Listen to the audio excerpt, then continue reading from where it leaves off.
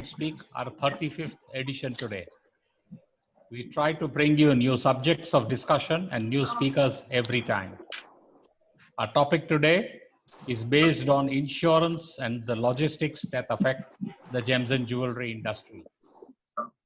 These are the two elements जिसे हमें रात को अच्छी नींद आती है और हम सेफ महसूस कर सकते हैं जब हमारा जोखिम हमारी दुकानों में पड़ा हुआ रहता है या किसी कस्टमर के लिए डिलीवरी को जाता है। ये समय में टेंशन जो है हमारे दिमाग में हमेशा रहती है और ये टेंशन को ये समस्या दूर करती है। हर एक सुविधा जो है उसके पीछे एक दुविधा भी होती है और इसे समझने के लिए आज एक पैनल है जो इसकी बातें हमको समझाएगा।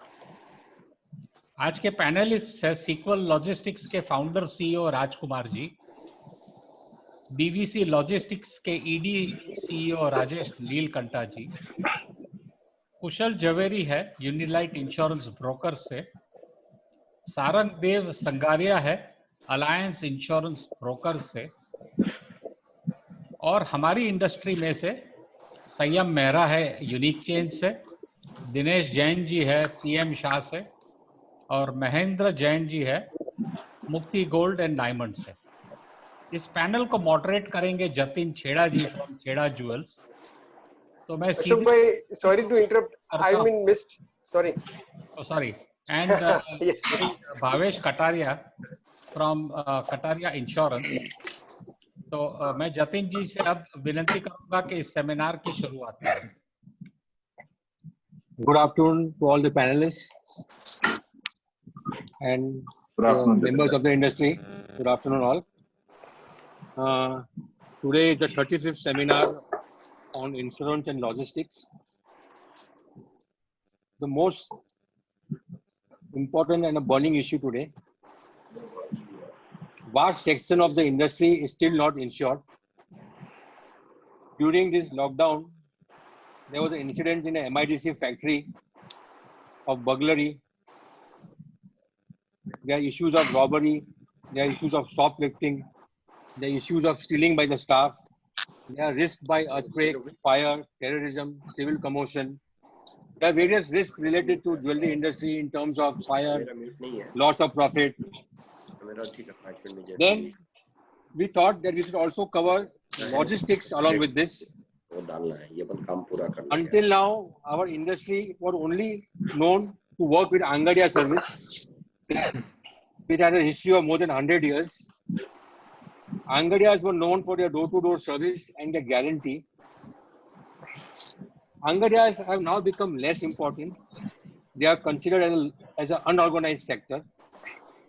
With the advent of large corporates entering and the ticket size of the parcel increasing, and with the new GST rules that need tracking and reporting and documenting each and every movement, this has created a disruption and given birth to the organized logistics companies. Having said that, now I will come to the, as I said, the background of the webinar. Now we will come to the first set of questions, which I'll be asking to the three panelists from the insurance side. The question is in three parts. The first question is of pertaining to jewelers block, section 1, section 2, and section 3. I request the panelists not to overlap each other's section. The first question pertaining to section 1 is now I address to Mr. Sarang Dev.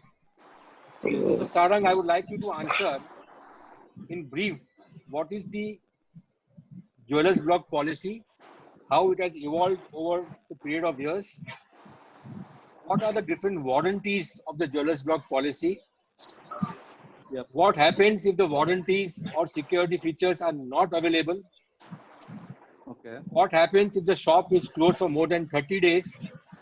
So can we go to the questions one by one? That would be much more easier for everyone.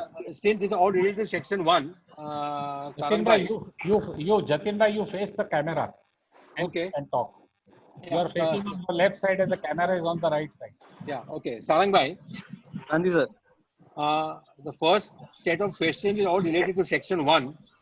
So if you just try and understand what the first question is, what is jewelers block policy, how it has evolved in brief, what are the different warranties of a jewelers block policy, what happens if these warranties are not available at a time of any claim, Okay. what happens if the shop is closed for more than 30 days, and what are the various subsections of section 1, and what is the process of valuation of section 1. Perfect sir. So different types of jewelers block policy market in the जो available है market में, एक हमारे पास normal Indian policies available हैं jewelry market के लिए, जिनमें section 1 पे under insurance लगता है, बाकी mostly sections में आपके under insurance नहीं लगता, वो anyone loss पे होते हैं. अभी under insurance का concept ये है सर कि अगर supposedly मेरे पास 100 CR का stock है और मैंने 100 CR का की जगह 80 CR पे पॉलिसी लिया हुआ है, तो अगर मेरा कोई लॉस आता है जो कि सपोजिटली 1 करोड़ का है, तो भी मुझे 20% से अंडर इंश्योर्ड माना जाएगा और 1 करोड़ में से भी वो 20% डिडक्ट कर दिया जाएगा. तो सबसे इम्पोर्टेंट चीज आज की डेट में ये है कि हमारी पॉलिसीज अंडर इंश्योर्ड नहीं होनी चाहिए, क्योंकि गोल्ड के प्राइसेस बहुत वेरी करते हैं ईयर ऑन ईयर. तो आप अगर देखेंगे लास्ट ईयर अगर किसी ने पॉलिसी बाय किया था अप्रैल में, Sarang bhai, I would like to interrupt you here. I would like you to first let the members know what are the different subsections of section 1. What is the basis of valuation? You should be explaining about the stock in safe, stock outside the safe. Yeah. So let the audience know the various section subsections. 1 आपको cover करता है all the risk जो आपके premises पे है. आप अगर कोई फैक्ट्री ओन करते हैं या आप कोई रिटेल आउटलेट ओन करते हैं, तो जो भी रिस्क आपके प्रीमाइसेस पे है वो सेक्शन 1 कवर करता है. जैसे कि आपका स्टॉक ऑन प्रीमाइसेस या फिर stock out of safe outside business hours. अब ये जो सेक्शन 1 का सब सेक्शन 2 है, stock out of safe outside business hours, ये आपका कवर करता है कि अगर आप रात को शॉप बंद करके जा रहे हैं और आपका कुछ स्टॉक, आप सपोजिटली मैन्युफैक्चरर हैं, आप कुछ स्टॉक बाहर छोड़ देते हैं, यूजुअली पॉलिसी की वारंटी होती है कि हमारे पास सेफ होना चाहिए, सेफ में सारा माल रख के जाने का है. लेकिन अगर आप कुछ अमाउंट का सामान बाहर छोड़ के जा रहे हैं, तो आप उसको उस अमाउंट को इस पर्टिकुलर सबसेक्शन में कवर करते हैं, जिसे बोलते हैं stock out of safe outside business hours. एक सबसेक्शन होता है इस सेक्शन का कैश ऑन प्रीमाइसेस. जो भी आपका कैश है, इसमें कई लोग सर्टिफिकेट ऑफ डायमंड्स भी कवर करते हैं. जो डायमंड ट्रेडर्स हैं उनके लिए सर्टिफिकेट ऑफ डायमंड्स भी इस पर्टिकुलर सबसेक्शन में ही कवर होता है. तो ये आपके मेजर 3 सबसेक्शंस होते हैं. देन रिटेलर्स हैं, उनका एक रिस्क होता है स्मैश विंडो लिमिट, या फिर आप जिसे कहते हैं स्टॉक इन डिस्प्ले विंडोज. ये पर्टिकुलरली उस चीज को कवर करता है, जैसे अगर मेरा कोई रिटेल आउटलेट है और बाहर सड़क से मैं जिस डिस्प्ले विंडो में सामान देख पा रहा हूँ, ये सिर्फ उस पर्टिकुलर अमाउंट को कवर करता है. तो हमें जितना भी हम सामान डिस्प्ले विंडो में रख रहे हैं उसके लिए इसमें हमें कवरेज लेना चाहिए. So that is how all the subsections of this particular section work. उसके बाद हम आते हैं सर, आपका दूसरा क्वेश्चन क्या था? The basis of valuation of stock. Basis of valuation of stock depend करता है कि आप क्या अग्रीमेंट में है पॉलिसी में, या आपने इंश्योरेंस कंपनी से, आपके एजेंट ने आपको क्या बेसिस ऑफ वैल्यूएशन लेके दिया है. Sarang bhai, this industry is moving towards from organized to unorganized to organized. Most of the people are not aware. So you should be telling the people, is a market price product available or a replacement cost product is available. मैं उसी पे आ रहा हूं sir, मैं उसी पे आ रहा हूं. Please, yeah. Can we see your full face, Sarang ji? We can't see you. आपका एक सेकंड सर, नाक के ऊपर ही दिख रहा है सर. हाँ, अरे थैंक यू. आ रहा है sir. Now I recognize you. I'd seen you somewhere. Okay. So basically हम लोगों को पॉलिसी लेना चाहिए market price at the time of loss plus 10% या plus your labour cost, what ever it is. क्योंकि usually आप जैसे अगर आज की डेट पे पॉलिसी लेते हैं और अगर आपको किसी ने कॉस्ट प्राइस प्लस लेबर पे आपको वैल्यूएशन दिया हुआ है, तो आपने जब वो माल खरीदा था उसका कॉस्टिंग था सपोजिटली 36,000 पर 10 ग्राम्स, लेकिन जिस दिन लॉस आया उस दिन आपका प्राइसिंग था 45,000 पर 10 ग्राम्स. तो आप रीन स्टेटमेंट वैल्यू पे आप नहीं आ पाएंगे. So it should always be market price plus your labour charges whatever have been applied on the particular metal. Okay, so having said that, market price I understand in terms of gold. How do you come to market price in terms of diamonds and other studdings in jewelry? Sir, diamonds mein it is always cost plus 10%. Some companies are also offering selling price less 10%. So whatever Okay. the selling price of the diamond at that point of time is, less 10% can be also covered in the policy. Okay. या फिर I अगर would cost like. derive हो पा रहा है, तो it will always be cost plus 10%. Okay. What are the different warranties applicable to the jewelers block policy, and what happens if that warranty or that feature, security feature, is not available at the time of loss? Sir, normal warranties जो applicable होती हैं, that is firstly CCTV camera should be there with a recording facility of 7 to 15 days depending on आपने क्या policy किस company से लिया है. Second thing is there should be either a common watchman or your personal watchman. ये security warranty waive off भी की जा सकती है. Then one thing which is the most important is a standard safe. एक स्टैंडर्ड मेक का safe हमारे पास होना चाहिए जिसमें सारा stock out of business hours में हम वापस सेफ में रखें जिसे.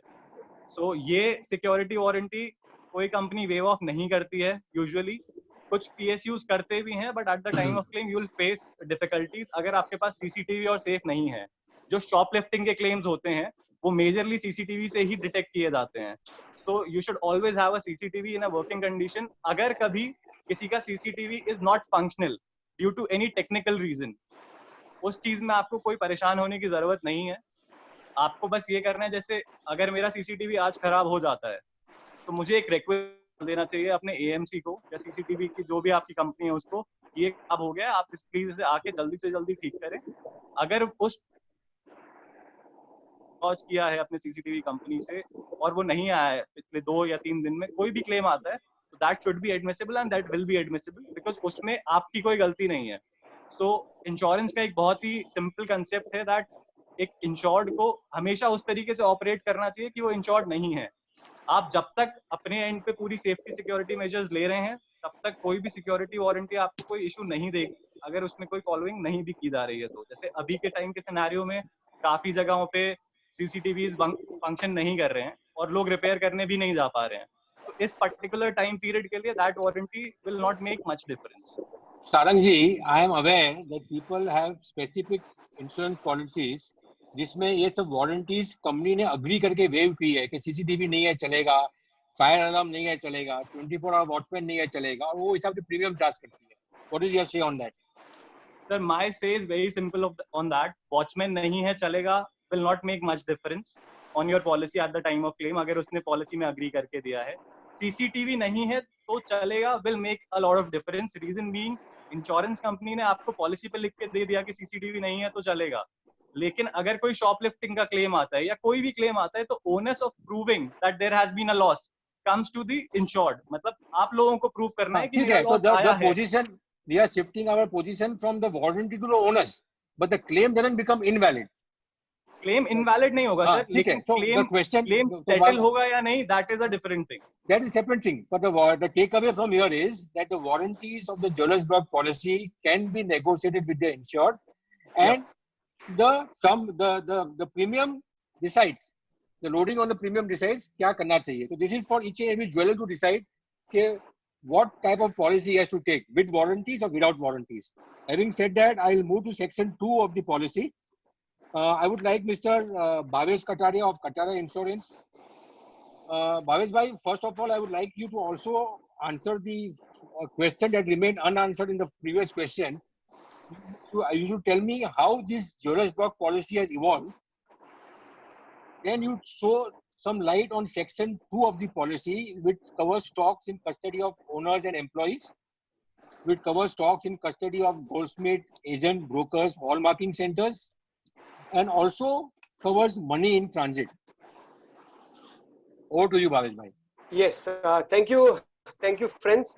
And I can see many of my clients and all our members. So thank you for this opportunity. Friends, as Kataria Insurance, rightly, sir, section 2 is what is our USP. And, most of the jewelers are traveling across India. And this section is the one section which has major number of claims and which covers transit of risk from one place to another in custody of the owners and employees. So, beginning to insurance, I would like to say that, the diamond industry, when it was booming and there was major exports of diamonds, that was the time when there was a need for an insurance policy which can protect the diamond jewelers for the local manufacturing as well as export. So this is how the insurance for Jewellers Block had come into existence. And of course, if we speak about the existence of insurance, it comes way back to London, when the marine insurance was one thing for which the insurance industry had formulated.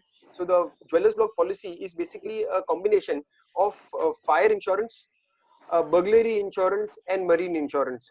So other industries like cloth industry or any other industry take different policies, like a fire policy, a burglary policy, and then they take up in inland or import marine policy. But in Jewellers Block policy, we take one policy for all the risk. So this Jewellers Block policy, you have asked me to give you detail about the section 2. Friends, the section 2 covers the risk where a jeweler is traveling or his employees are traveling in train, in bus, from one place to another. In case if there is any robbery or a theft in between, is covered in section 2A, which is transit. And then there is section 2B, which is Goldsmith, which I'll come again. So I've told you the coverages which is covered in section 2A, which is, yeah. थोड़ा सा हिंदी में भी बोलोगे तो अच्छा रहेगा, क्योंकि हमारी इंडस्ट्री के अंदर हिंदी समझने वाले बहुत ज्यादा हैं. थोड़ा हिंदी और इंग्लिश को मिक्स कर लीजिए. हाँ जी सर, ये सर, ओके. तो दोस्तों, हम सेक्शन 2 के बारे में, ज्वेलर्स ब्लॉक की सेक्शन 2 के बारे में बात कर रहे थे. सेक्शन 2 जो है, ये बेसिकली आपकी दुकान से जब आप अपना माल कहीं पे भी बाहर लेके जाते हो, तो ये सेक्शन के अंदर ये रिस्क कवर होती है. तो दोस्तों, इस सेक्शन 2 के अंदर दो चीजें इंश्योरेंस कंपनी कवर करती है. नंबर 1, आप या आपके ऑफिस का स्टाफ कहीं ट्रेवल करे, और नंबर 2, आप जब आपका स्टॉक किसी थर्ड पार्टी को, जैसे गोल्डस्मिथ, हॉलमार्किंग सेंटर्स या किसी में कटर ब्रोकर को आप जब देते हो, तो उनको कवर करते हैं. तो पहले सेक्शन 2A मतलब ट्रांजिट के बारे में हम जानेंगे. दोस्तों, सेक्शन 2A के अंदर कोई भी टाइप का अगर लॉस या थेफ्ट हो जाता है रास्ते में, तो कवर्ड है. कल उठ के अगर कोई क्लेम होता है, fortunately friends, I would like to state that all over India we have more than 10,000 clients, और हमने 2000 से ऊपर क्लेम सेटल किए हैं, out of which I think more than 700 या 800 क्लेम्स ट्रांजिट के हैं, thanks to the logistic companies के. जो पहले जितने क्लेम्स होते थे, अब थोड़े से ट्रांजिट क्लेम्स कम हुए हैं, कि बिकॉज बहुत सारे ज्वेलर आजकल लॉजिस्टिक सर्विसेज का उपयोग कर रहे हैं. बट फिर भी हमारा जो ट्रेड है, हमारे ट्रेड के अंदर एक व्यापारी को माल लेकर जाना बहुत कंपलसरी है. और वो हमको बताते हैं कि जब हम केरला जाते हैं या जहां पर भी जाते हैं, जब हम माल लेकर खुद जाते हैं और उधर उनको काउंटर पे दिखाते हैं, तो हमारा सेल ज्यादा होता है. प्लस हम जब जाते हैं तो हम हमारा पिछला जो बकाया है वो भी फॉलो अप करके वसूल कर सकते हैं. तो इसलिए ये ट्रैवलिंग का जो चीज है, ये हमेशा रहने वाला है. और इसमें सबसे रिस्की बात ये है कि जब चोरी होती है, तो जनरली कोई ना कोई इंटरनल टिपर होता है अंदर, या जो चोरी करने वाला है, उस आदमी को कहीं ना कहीं से इंफॉर्मेशन आती है कि इस ट्रेन में, इस बस में इस तरह से आदमी माल लेकर जा रहा है. तो इसके लिए कल उठ के अगर कोई भी क्लेम होता है, तो हमको 3 चीज प्रूव करनी पड़ती है. अगर ये 3 चीज हम प्रूव कर देते हैं, तो हमारी इंश्योरेंस कंपनी हमारा क्लेम सेटल कर देती है. नंबर 1, जो माल हम लेके जा रहे थे, वो माल हमारा था. ये हम प्रूव कर सकते हैं हमारे स्टॉक रजिस्टर से. जितना केजी स्टॉक चोरी हुआ है, उतना आपके बुक्स में होना चाहिए. ये भले ही आपका सोना हो या थर्ड पार्टी ने आपको ऑन अप्रूवल दिया है, वो भी कवर्ड है. सो आपका सोना और थर्ड पार्टी का जो आपके कस्टडी में है, ऑन अप्रूवल में है, वो भी आपकी पॉलिसी में कवर्ड है. नंबर 2, जो चीज आपको प्रूव करनी पड़ती है कि जो आदमी माल लेकर ट्रेवल कर रहा था, वो आपकी ऑर्गेनाइजेशन का आदमी है. विच मीन्स उसको या तो आप सैलरी दे रहे हो या आप खुद ओनर हो. एक हमारे ट्रेड में एक थोड़ा सा ये कभी कभी इश्यू आ जाता है कि एक भाई है और वो अपने भाई, 2 भाई साथ में एक ही कंपनी में काम कर रहे हैं. बट एक भाई प्रोपराइटर है और दूसरा भाई को बुक के अंदर कुछ भी नहीं दिखाया जाता है, ठीक है। फिर वो भाई अगर माल लेकर जा रहा है और फ्लाइट में जा रहा है और जैसे एयरपोर्ट से नीचे उतरता है, 4-5 लोग उसको पकड़कर बैग छीन लेते हैं, उस वक्त जब वो क्लेम करता है तो उस वक्त इंश्योरेंस में पॉलिसी आ सकती है, because he can not prove that he is a part of the company. So इधर भाई को या आपके फैमिली मेंबर को, आपके बच्चों को भी आपको सैलरी देनी जरूरी है, या फिर उनके लिए एक बॉन्ड या कोई पावर ऑफ अटर्नी जैसा कुछ बनाना चाहिए, ताकि कल उठ के क्लेम आवे तो प्रॉब्लम नहीं आवे। Bhavesh bhai, I would like you to pause. Yeah. I would like you to pause here. Yeah. Can we use the word authorized representative, and there can be an authority letter? Keep this in light and please proceed with this question. Yeah. So for authority, there is an format of affidavit. You can make an affidavit for your brother stating that he is a part of your company, and until he is traveling with your goods with your consent and he is a part of your company. So if tomorrow there is a loss, second thing we can prove that he is a part of your company. Yeah. Affidavit has to be on stamp paper or blank paper में affidavit चलता है? Affidavit is generally on stamp paper. फिर वो एक internal MOU हो जाएगा. But फिर There is a internal recent MOU amendment by Government of India after Modi government came in. Affidavit now can be on plain paper. So I would like the fraternity to know if the authority letter is valid, then it can be a pure affidavit on simple paper. No need to worry. Even if it is a simple paper, sir, it has to be notarized. It has to be notarized. Okay, fine. Having said that, please proceed, Bhavesh bhai. Yeah. So we were saying that if कल कोई चोरी हो जाती है तो 2-3 चीज cover करना है। एक स्टॉक आपका है, एक जो स्टाफ लेके जा रहा था वो आपका है, और नंबर 3 जो बहुत ज्यादा इंपॉर्टेंट है ट्रांजिट लॉसेस के अंदर, वो है पास्ट हिस्ट्री। पास्ट हिस्ट्री जो इंश्योरेंस कंपनी के सर्वेयर अपॉइंट होते हैं टू इवेल्युएट कि ये क्लेम पेएबल है या नहीं है, उस वक्त ये बहुत इंपॉर्टेंट है कि वो आपका पास्ट हिस्ट्री देखता है। पास्ट हिस्ट्री मतलब एक व्यापारी मुंबई से हैदराबाद जा रहा था, वो मुंबई से हैदराबाद पहुंचने के पहले उसका बस के अंदर रॉबरी हो जाती है, वो बोलता है भी मेरा 2 करोड़ का माल चोरी हो गया। अब नंबर 1 उस बैग में कितना स्टॉक था वो किसी को पता नहीं है। तो ये जो सेक्शन है ये बहुत ही ज्यादा एम्बिगुअस है, और इसी रीजन से ऑल ओवर इंडिया में लोग हमसे या कोई ना कोई ब्रांडेड इंश्योरेंस कंपनी या एजेंट से काम करते हैं, बिकॉज जब लॉस हो जाता है तब हमको इंश्योरेंस कंपनी और सर्वेयर को भी मार्केट प्रैक्टिकली मार्केट कैसे चलती है वो बताना पड़ता है। तो ये जो आदमी हैदराबाद पहुंचने के पहले सर बीच में जो घटना हो जाती है, तो सर्वेयर ये एनालाइज करने की कोशिश करता है कि आप इसके पहले कितनी बार हैदराबाद गए और कितनी बार आप 2 करोड़ का माल लेकर गए। तो आप लोग जो ट्रेवलिंग वाउचर बनाते हैं, ये ट्रेवलिंग वाउचर बहुत इंपॉर्टेंट है, और ट्रेवलिंग वाउचर आपको संभाल के रखना है ताकि कल उठ के अगर लॉस होवे तो व्यापारी बता सके कि इसके पहले नहीं, मैं लास्ट 3 साल से कंटिन्यूसली 2-2 करोड़ का माल लेके जा रहा हूँ, और 1 महीने पहले तो मैं उससे भी बहुत ज्यादा माल लेकर गया हूँ। तो ये 3 चीज अगर हम प्रूव करेंगे तो हमारा इंश्योरेंस क्लेम पास होगा। सबसे बड़ा जो yes, I would like to reiterate that in section 2 you are focusing on transit, but there is also an incident in section 2 जो ज्वेलर ने कारीगर को माल दिया है, 500 ग्राम सोना दिया है, 25 लाख का माल है, और पॉलिसी में वारंटी है कि if the value of the goods increases 2 lakhs, the कारीगर will keep in a safe of standard make. Jeweller के पास जब स्टैंडर्ड मेक की सेफ नहीं है तो कारीगर के पास स्टैंडर्ड मेक की सेफ कहां से आएगी, और इस प्रोविजन की वारंटी को कैसा अपन डिलीट कर सकते हैं, इसके ऊपर आपको लाइट डालिए प्लीज। अग्रीड सर मैं अब है ना सेक्शन 2A पे ही था, मैं सेक्शन 2B पे भी आने वाला हूँ। सेक्शन 2A में मैंने आपको बताया कि क्या चीज चाहिए प्रूव करने के लिए, प्लस डॉक्यूमेंट्स क्या चाहिए मैंने आपको बताया।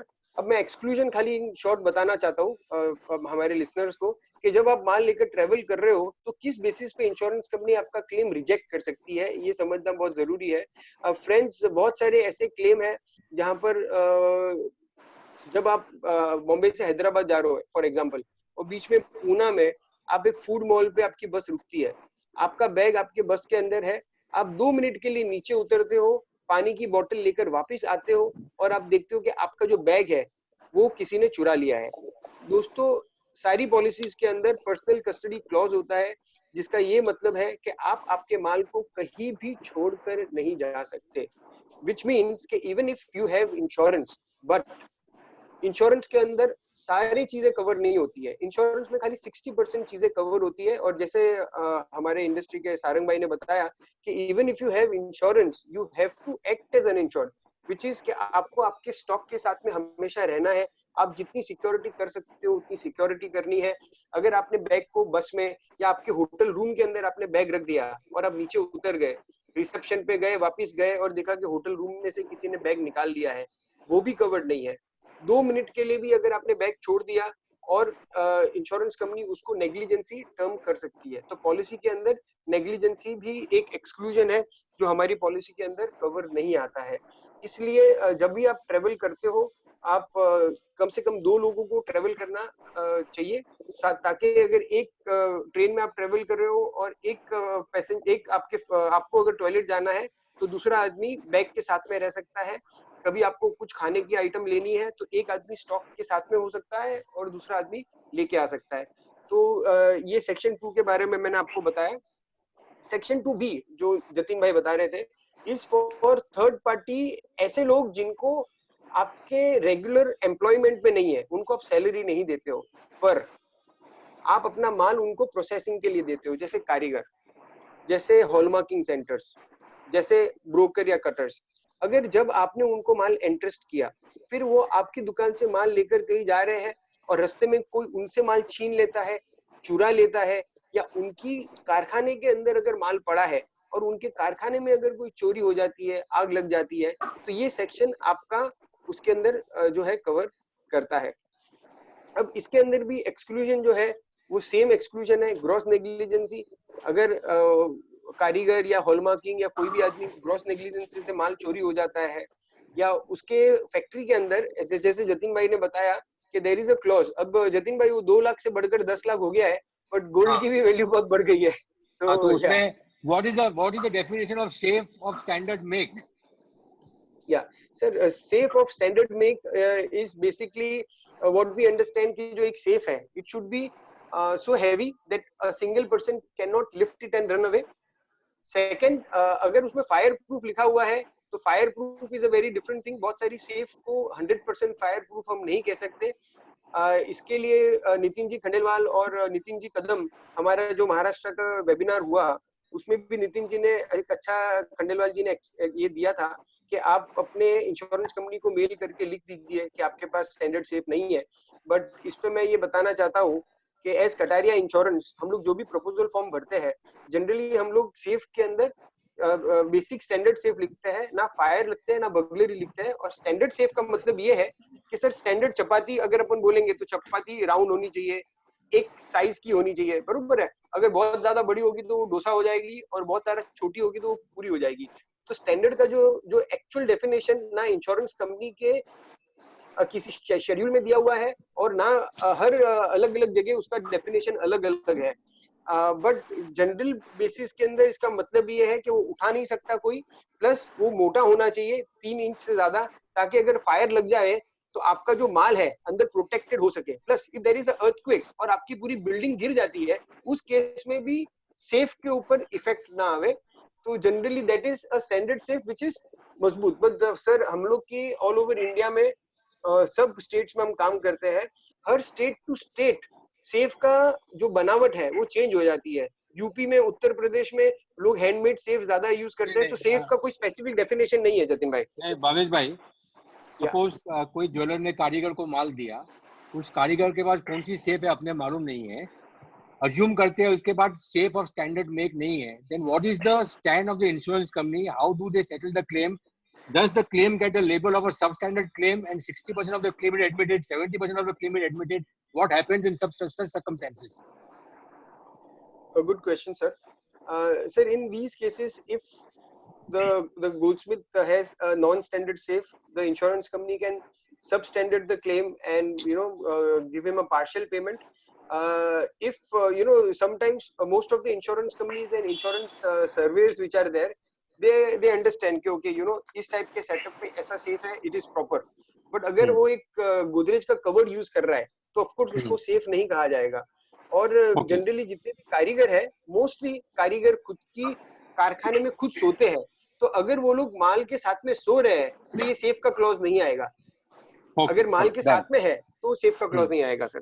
तो इसके अंदर एक मेजर एक्सक्लूजन है कि अगर आपका कारीगर खुद माल लेकर भाग जाता है तो पॉलिसी में कवर्ड नहीं है, उसके लिए हमको एक अलग से फिडेलिटी कवर लेना पड़ेगा। We'll come to that separately, Bhavesh bhai. We'll come to that separately. Yes. Okay, so now I move to the third section of the, tell me, sorry. Just before you go to the next section, कुछ चीजें मैं थोड़ा सा highlight करना चाहूंगा section 2 के बारे में। कई लोग जैसे आप लोगों के इंडस्ट्री में कॉन्ट्रैक्चुअल वर्कर्स रखते हैं जिन्हें आप कैश में पेमेंट करते हैं, तो आपके पास कोई चेक ट्रेल नहीं होता कि वो आपका एम्प्लॉय है। उस केस में भी आपका पॉलिसी आपको कवर कर सकता है अगर आपके पॉलिसी में आपने कॉन्ट्रैक्चुअल वर्कर्स सेक्शन 2A में स्पेसिफिकली मेंशन करवाया है। दूसरा चीज, जो आप ऑथराइज्ड रिप्रेजेंटेटिव की बात कर रहे हैं, उसमें अगर आप अपने कंपनी के लेटर हेड पे भी देते हैं उसको किसी को भी माल, मतलब सपोजिटली मैं हूँ बॉम्बे से, मैं दिल्ली आ रहा हूँ, आप मेरे को भी माल दे सकते हो ऑथराइज्ड रिप्रेजेंटेटिव बना के अपने कंपनी के लेटर हेड पे। एक साइन मुझसे लेना होगा, एक आपको करना होगा विद द डिटेल्स कि कितना माल जा रहा है, कहाँ जा रहा है, किस डेट को जा रहा है। थर्ड थिंग इज, एक बहुत ही So you mean to say that notarization is not required?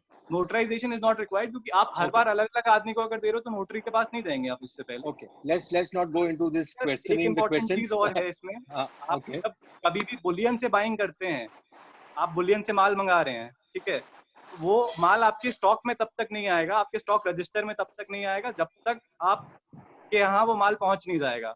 तो बुलियन से लेके आने तक का जो रिस्क है, वो रिस्क आपके सेक्शन 2 में कवर नहीं होता है यूजुअली, जब तक आप फर्स्ट बाय कवर को इंक्लूड ना करवाएं उसमें। तो हर ज्वेलर को जो भी बुलियन बाइंग कर रहा है, या फिर इवन अगर आप ज्वेलरी खरीद रहे हैं किसी से फॉर द फर्स्ट टाइम, वो रिस्क आपका सिर्फ फर्स्ट बाय कवर में ही कवर होता है, और वो आपको एक एड ऑन कवर लेना चाहिए सेक्शन 2। नहीं, I would like you to pause here for a moment. Bhavesh bhai, what is your stand on this, Bhavesh bhai? Because we are of the understanding कि हम लोग जो परचेज करते हैं वो सेक्शन 1 में कवर्ड हो गया और सेक्शन 2 का ट्रांजिट में कवर्ड हो गया। Yes, Sarang, I would like to just add that the insurance company which we are working, we have specifically got this done for all our clients. Like Oriental Insurance, we do not have a first buy clause. So even if the bullion comes, of course there are other insurance companies who have this first buy clause, but our insurance company doesn't have it. So even if you have purchased a bullion from Riddhi Siddhi Bullion and you are coming to your store, and in between if there is robbery, it is covered and we have paid similar claims. So it varies from insurance company to insurance companies, and yeah, okay. So now as well as Jatin bhai, as well as one small take that on a letterhead, if you write okay, I have handed over XYZ stock to XYZ person and he is an authorized person to travel with the stock. I have found this a very difficult thing to convince the insurance company as well as the surveyors, because when the surveyor comes, Bhavesh bhai, I will come to that SOPs in the later part of this question. Let me go to section 3, then I will come to this unsolved thing again. Yes. Section 3 is for Kushal bhai Jhaveri. Kushal bhai, I would like you to explain to our audience the various subsections of section 3, like post parcel, air freight, Angadia and logistic companies. And can Angadia and logistic companies, some insured, be collectively insured under section 3 of the Jewellers Block policy? Over to you, Kushal bhai. Yeah, thank you for giving the opportunity. Section 3 में 3 section है, post parcel as you have said, then air freight, and then Angadias and couriers.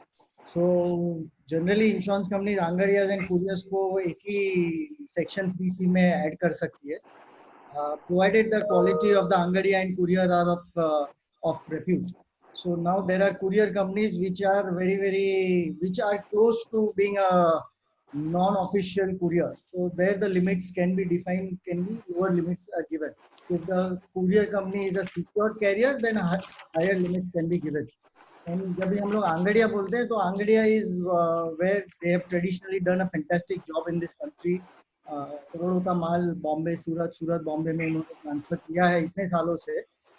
Loss history has been phenomenally good. तो उनको insurance company section 3C में with secured carriers they are giving the limits.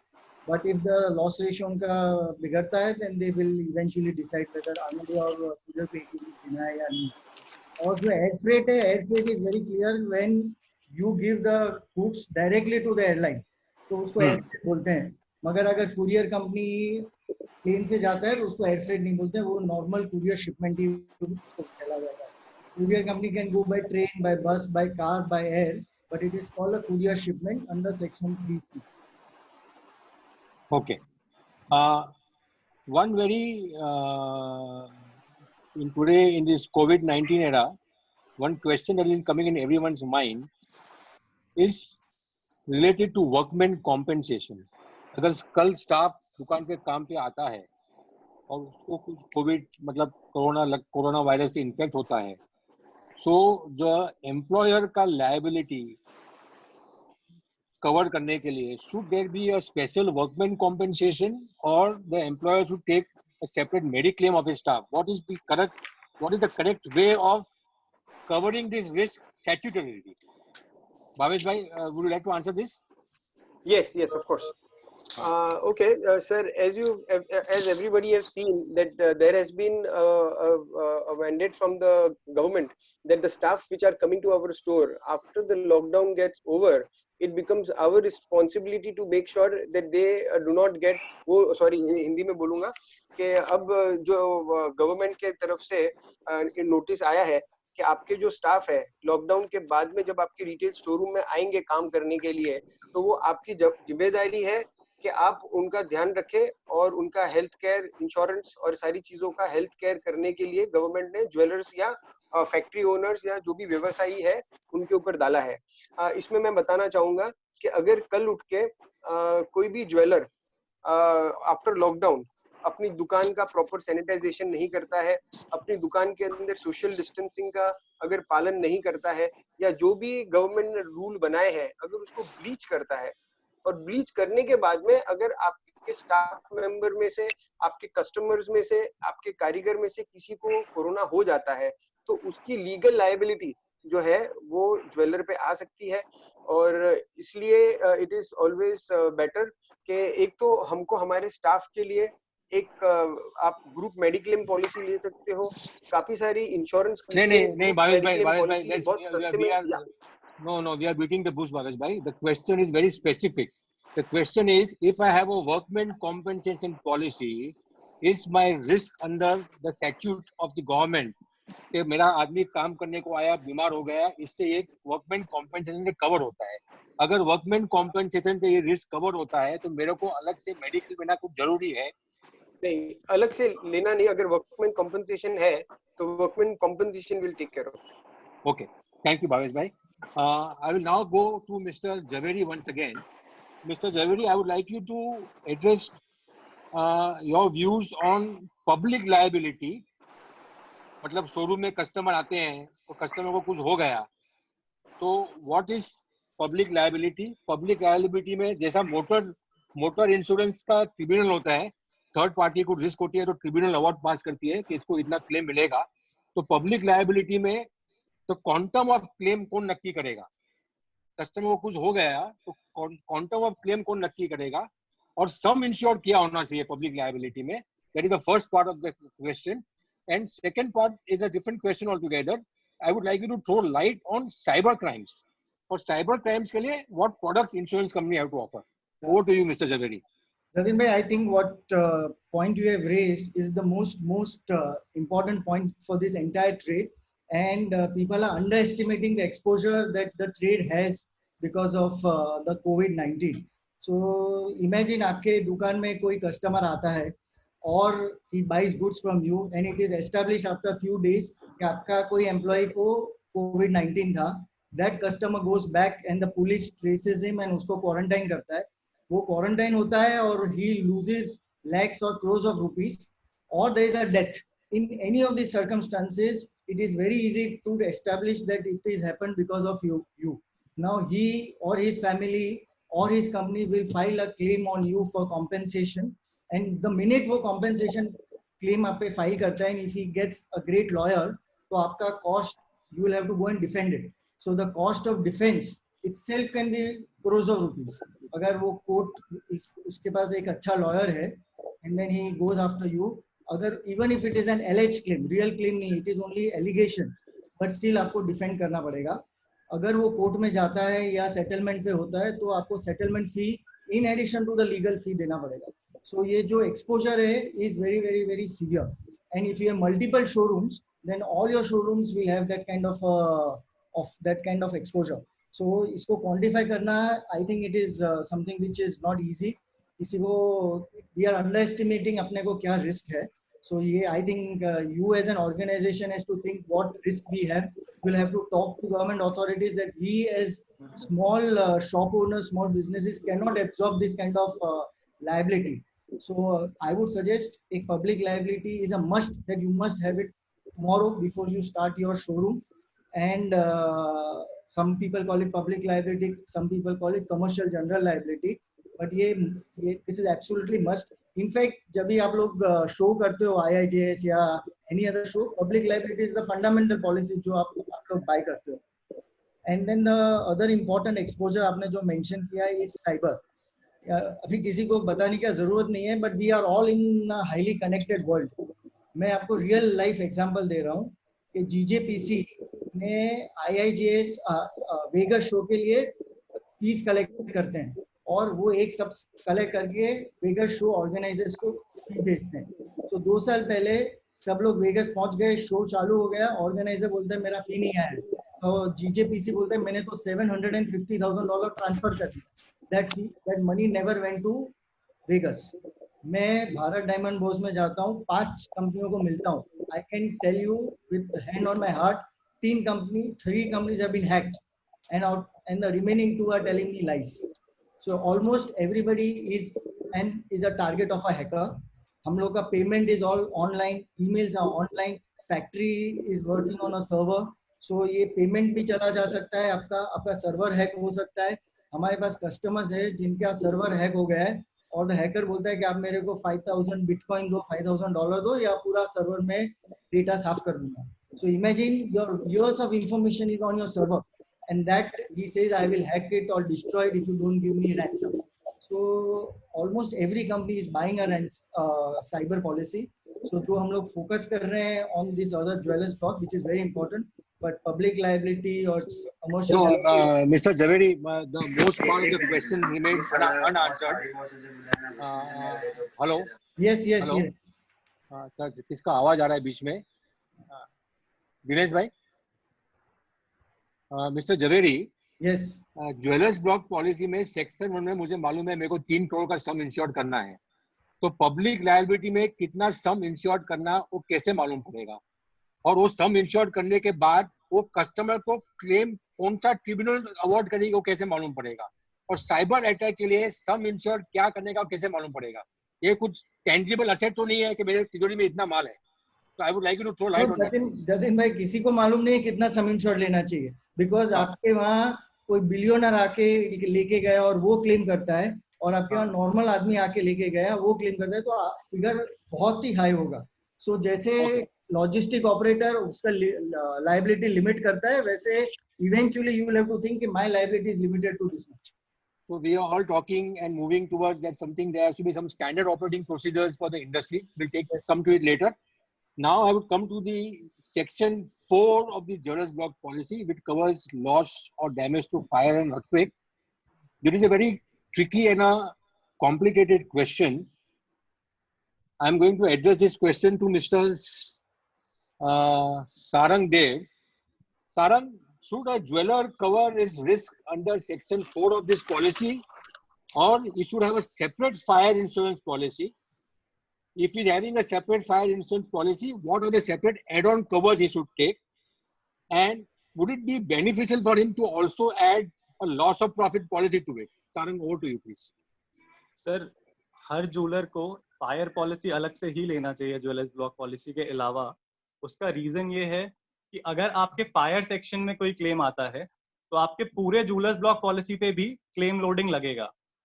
दूसरी चीज, अगर आप fire policy अलग से लेते हैं तो उसमें आपका फायर कवरेज होता है, fire and allied perils policy बोला जाता है इसे, जिसमें आपका fire, storm, Tempest, flood, inundation, earthquake, plus अगर एक्सटर्नल आपको सपोजिटली मेरा कोई शॉप है और कोई गाड़ी अगर मेरे शॉप में एक्सीडेंटली घुस आती है, वो भी इसी पॉलिसी में कवर होता है. सो एक फायर पॉलिसी हमेशा अलग होना चाहिए. दूसरी चीज जो आपने मुझसे पूछी कि क्या इसमें एडिशनल कवरेजेस होते हैं, एड ऑन कवर्स सर इसमें अवेलेबल होते हैं। अगर आपका रेंट फॉर ऑल्टरनेट अकोमोडेशन करके एक कवर होता है, अगर मेरे पास कोई प्रेमाइसेस है जो मैंने कवर करवा रखा है, कल को उसमें कोई आग लग जाती है या कोई भी दुर्घटना होती है और मैं उस पर्टिकुलर प्रेमाइस पे अगले 3 महीने या 6 महीने ऑपरेट नहीं कर सकता, तो मैं चाहूंगा कि मैं एक दूसरी जगह रेंट पे लूं और मैं वहां ऑपरेट करूं, तो वो पर्टिकुलर चीज भी आप इसमें कवर करवा सकते हैं। इसका एक मंथली लिमिट आप ले सकते हैं, जो भी आपके प्रेमाइसेस के हिसाब से ठीक लगे, और वो up to the tenure of 6 months आपको मिलता है। इसे कहते हैं रेंट फॉर ऑल्टरनेट अकोमोडेशन। फिर एक कवर होता है additional loss of rent cover. Loss of rent cover आपका कवरेज देता है, जैसे कई आपने शॉप्स देखे होंगे, कई बिल्डिंग्स होती हैं हमारे यूजुअली ज्वेलरी इंडस्ट्री में, पूरी बिल्डिंग एक किसी पर्टिकुलर ज्वेलर के पास है जिसके ग्राउंड फ्लोर और फर्स्ट फ्लोर पे वो खुद ऑपरेट कर रहे हैं, सेकंड फ्लोर उन्होंने किसी और को रेंट आउट कर रखा है। तो जब आपकी बिल्डिंग में आग लगेगी और आप ऑपरेट नहीं कर पाएंगे तो आपको वो रेंटल इनकम भी नहीं आएगी, आप उस रेंटल इनकम को भी कवर कर सकते हैं इसमें। जैसा आपने पूछा कि क्या बिजनेस इंटरप्शन भी इसमें हमें कवर करना चाहिए, मेरे हिसाब से बिजनेस इंटरप्शन भी हमें इसमें कवर कर लेना चाहिए। बिजनेस इंटरप्शन पर्टिकुलरली सिर्फ डैमेज रिलेटेड होता है, तो जब आपको सिर्फ FLOP मिलेगा, fire loss of profit, which is आपका जो भी ग्रॉस प्रॉफिट रहा पिछले साल 3 सालों का, उसके बेसिस पे कंपनी आपको 6 मंथली प्रॉफिट आपका कैलकुलेट करके आपको वो कवर आप ले सकते हैं। तो इंश्योरेंस कंपनी आपको उस पर्टिकुलर टेन्योर में जितने टाइम आप ऑपरेट नहीं कर पाएंगे आपके ग्रॉस प्रॉफिट भी पे करती है। ओके, ये जो सेपरेट फायर पॉलिसी में I was of the understanding that there is also something called an architect fee clause, escalation clause, reinstatement value clause. There is something that is called bushfire that is covered, loss and damage to aircraft and drones. Could you please throw lights on the different add-ons, please? बिल्कुल। And the reinstatement value also. Sir reinstatement value पे policy हमेशा लेना चाहिए। Usually लोग premium बचाने के लिए depreciated value पे पॉलिसी ले लेते हैं, उससे दिक्कत ये होता है कि at the time of loss आपको चाहिए पूरा चीज वापस बनाने के लिए 5 करोड़, लेकिन इंश्योरेंस कंपनी डिप्रिशिएटेड वैल्यू लगा के आपको देने को तैयार है 2.5 या 3 करोड़। पॉलिसी हमेशा रीइंस्टेटमेंट वैल्यू पे लेना चाहिए। एस्केलेशन क्लॉज का मतलब होता है कि आज की डेट में अगर मेरा लेबर का चार्ज सपोजिटली पर स्क्वायर मीटर 200 रुपए लगता है, लेकिन आज से 5 साल बाद जब मेरा लॉस आएगा या इस पर्टिकुलर ड्यूरेशन में किसी भी रीजन से लेबर चार्जेस बढ़ गए या सीमेंट का कॉस्ट बढ़ गया, इसको एस्केलेशन क्लॉज कहते हैं। Escalation clause covers you for that कि इवेंचुअली जो हमारे रेट्स बढ़ रहे हैं, that is called escalation clause. तो ये भी we should opt in. Sir आपका कुछ और क्वेरी भी था? नहीं, that's it for now. Now I will move to Dinesh भाई। दिनेश भाई, ये सब सुन के I am of the understanding that the industry needs a standard operating procedure. People should be aware कि standard safe क्या होता है. People should know. सर आपकी वॉइस क्रैक हो रही है जतिन भाई, आपकी वॉइस नहीं सुनाई दे रही है। हेलो हेलो, क्लियर है, एकदम क्लियर है ना? ओके, दिनेश भाई, over to you now.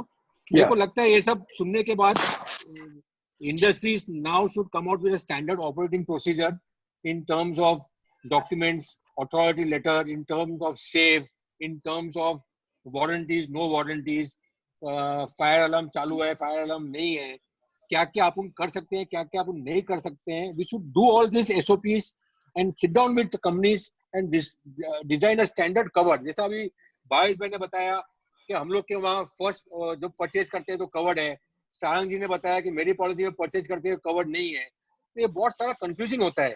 Boolean 995 है कि 99 है, टेस्टिंग करने को भेजो। तो don't you think we have reached a time where a standard product for the policy and a standard vocabulary for the policy for the industry should come? Dinesh bhai, over to you. Yeah, that is always there, but मैं एक चीज आपको कहता हूँ कि जब policy हम लेते हैं तो जितना भी हमको बताया जाता है फैक्चुअली वैसा होता नहीं है, क्योंकि जब आप क्लेम करने को जाते हैं तब वो लोग सबसे पहले फाइन प्रिंट बताते हैं। मैं आपको एक कहना चाहता हूँ कि ज्वेलर्स ब्लॉक पॉलिसी जो हम लोग लेते हैं, समझो 50 करोड़, 100 करोड़, 150 करोड़ की, और उस पॉलिसी के ऊपर हम लोग बहुत हेफ्टी प्रीमियम पे करते हैं। अब हेफ्टी प्रीमियम करते हैं तो उसमें आपने जो फायर का क्लॉज डाल दिया है या जो लॉजिस्टिक का क्लॉज डाल दिया है या जो कस्टमर का जो हम गोल्ड स्मिथ के पास जो सोना देता है उसके जो लिमिटेशन का क्लॉज डाला है, तो उसके ऊपर आपने स्कोप रखा है कि हमको एड ऑन लेना पड़ेगा। तो मैं ये चाहता हूँ कि ये एड ऑन हमारे को क्यों लेना चाहिए, क्यों नहीं इसमें पूरा का पूरा ये बिल्डअप किया जाता है, क्यों नहीं हम लोग साथ में मिलके इंश्योरेंस कंपनी को बोले कि पूरा का पूरा पैकेज उसके साथ बिल्डअप करें। क्योंकि ऐसा नहीं होना चाहिए कि आपका जो थोड़ा सा कवर आप फायर का करेंगे और बाकी का फायर का मैं लूं, तो ये इस तरह से तो नहीं, उसमें कोई आपको नए फायर की एड ऑन पॉलिसी में कोई डिस्काउंट हमको मिलने वाला नहीं है। और यहाँ पे जो हमने फायर का पैसा दिया है वो पैसा हमारा चला गया, तो ये जो डबल तरह का जो प्रीमियम पे करना पड़ता है वो क्यों प्रेम करना चाहिए। और इसमें मैं ये जानना चाहता हूँ कि जो हमारे भावेश भाई और सारंग भाई और जो ये है, इन्होंने कैसे रिप्रेजेंटेशन दिया है और जो एसोसिएट ने कैसे रिप्रेजेंट किया है, क्योंकि इंडिविजुअल ज्वेलर्स तो ये नहीं कर सकता है। और ये हमारी सबसे बड़ी जरूरत है, क्योंकि ट्रेड के ऊपर जो जरूरत है उस जरूरत के हिसाब से तो हमको इंश्योरेंस का क्लेम मिलना चाहिए। आज के जमाने में आप 10 लाख की लिमिट के साथ आप किस कारीगर के साथ काम कर सकते हैं, नहीं कर सकते हैं। और ये जो कहना कि इस कंपनी का इंश्योरेंस अलग है और उस कंपनी की पॉलिसी अलग है, तो एज ए लेमैन कोई आदमी कितनी भी पॉलिसी की बारीक फाइन प्रिंट कितनी पढ़ सकता है, तो एक स्टैंडर्ड होना ही चाहिए। तो इसमें मैं चाहूंगा कि भावेश भाई और सारंग भाई जरा बताएं कि वो उनका क्या व्यू है और कैसे हमको आगे बढ़ना चाहिए। सर, जो आपका कहना है वो पर्टिकुलर सर प्रॉब्लम ये है कि हर इंश्योरेंस कंपनी अपना अलग प्रोडक्ट फाइल करती है। हर प्रोडक्ट में हर इंश्योरेंस कंपनी का कुछ एक अलग तो हर कंपनी के प्रोडक्ट में कुछ कमी होती है। ये 10 लाख वाला जो आप चीज कह रहे हैं, वो 10 लाख वाला चीज मेरे किसी भी इशूड पॉलिसी में नहीं है। और ऐसा भी नहीं है कि भावेश भाई और मैं अलग अलग कंपनी से पॉलिसी इशू करते हैं। आपका एजेंट या आपका ब्रोकर अगर आपके लिए फाइट करेगा तो आपको हर वो चीज दी जा सकती है जो आप मांग रहे हैं। लेकिन अगर आप मेरे से रिकमेंडेशन मांगेंगे कि फायर पॉलिसी अलग लेनी चाहिए और जूलर्स ब्लॉक से, तो मैं बिल्कुल रिकमेंड करूंगा अलग लेनी चाहिए सर। उसके रीजंस हैं। फायर के लॉसेस, आप एक चीज समझिए, अगर आप फायर पॉलिसी अलग ले रहे हैं या साथ ले रहे हैं, प्रीमियम आपको बराबर ही देना पड़ रहा है। आप अलग से लेंगे तो भी उतना ही प्रीमियम चार्ज हो रहा है उस पर्टिकुलर चीज पे, क्योंकि रेटिंग तो सेम है। लेकिन अगर आपके फायर पे लॉस आ रहा है तो आपको जूलर्स ब्लॉक पे भी लोडिंग देना पड़ेगा नेक्स्ट ईयर। जो आपके प्रीमियम पे एडिशनल प्रीमियम चार्ज होगा क्लेम की वजह से, वो आपको जूलर्स ब्लॉक पे भी देना पड़ेगा। तो it is better not to place all your eggs in one basket, first thing. दूसरी चीज, फर्स्ट बायर कवर, आप अगर बजाज की पॉलिसी आप लेते हैं तो आपको वो लेना होगा, क्योंकि ये सारी स्टॉक पॉलिसीज हैं। स्टॉक पॉलिसी का मतलब होता है जब क्लेम आएगा तो आपसे स्टॉक रजिस्टर मांगा जाएगा। अगर आपसे मैं स्टॉक रजिस्टर मांग रहा हूँ और उसमें मुझे वो पर्टिकुलर चीज दिख ही नहीं रही क्योंकि वो आपके प्रीमाइसेस पे ही नहीं आई, तो insurance company has all the right to, मतलब नहीं वो पे करेगी and they have all the right to do that. इसमें point taken Sarang ji, point taken. Inform करना पड़ेगा। नहीं, point taken, I appreciate. I would like to now pause with the insurance companies for a time being and move to the esteemed panel of the logistic companies. My first question is to Mr. Rajkumar, CEO of Sequel Logistics. Rajkumar ji, I would like you to explain the audience what is logistics all about, how it is different from Angadias, and why logistics has become an important in today's scenario. Over to you, Rajkumar ji. To unmute it, Avinash ji. Yeah, so I've got unmuted. I hope everybody is able to hear me. Yes, yes. All right. Okay, wonderful. And good afternoon, everybody. Thank you so much for inviting us for this panel.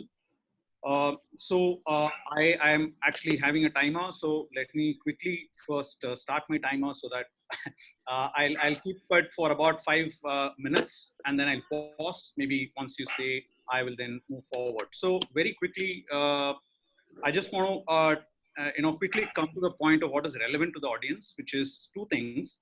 One is during this pandemic, what happens to the in-transit stock? Okay, the first question that most dwellers have in mind is one. Second question, or the point that I'll try to address is in terms of how do we take things moving forward, right? So the first point is this lockdown happened technically on 21st of March, with Mumbai, Pune, Chandigarh locking it down on 21st of March. So today is the 44th day of lockdown. So the first question that most dwellers have in mind, and a lot of corporates, of course, Sequel does with a lot of large corporates and also banks. So the first question is what happens to the stocks which is in transit with Sequel Logistics. First of all, the transit insurance, either taken by the client or insured by Sequel, is for a transit movement. Okay, and typically a transit movement covers during a normal course of transit period, which could be, depending on your policy, it could be 7 days, 10 days, 14 days. Typically, the transit period during which the consignment has to be delivered is about 14 days. Now, because we are on a 44th day, and a lot of jewelers and consignees have not been able to take the deliveries, the stocks are lying with our vault. Now, there are 2-3 things that needs to be answered. First of all, we have told our customers to first of all check their transit insurance, if it is their insurance, that please check what is the time period given for your transit insurance, whether is it 7 days, 10 days, or 14 days. And depending on that, there are 2 options which we have given. Either they can go back to their insurance company and tell them that this is crossing the normal transit period, and hence they would like to have an extension of the storage. Okay. The second option that we give is that even if it is transit is insurance is done by the jeweler, they can opt to now have an insurance with SQL for the storage period. Now, in the first instance, when the jeweler is going to do the extension of the storage, there are a few questions that the insurance company asks. And I'm coming from the experience that few of the corporates have asked us and we've provided. First of all, the question is in terms of whether the office is open or not. Okay, as some of the insurance friends did point out, it is important to have a working office, and it's important to have a guarded office. You can't have an unattended office where the goods are lying, inside whatever. I'll come to how it is stored. So that is very important. The second point is, yes, Rajkumarji, can you speak in Hindi little bit, please? Sir, my Hindi is fairly poor. Okay, so go ahead, no problem. Yeah. No problem. All right. Go ahead.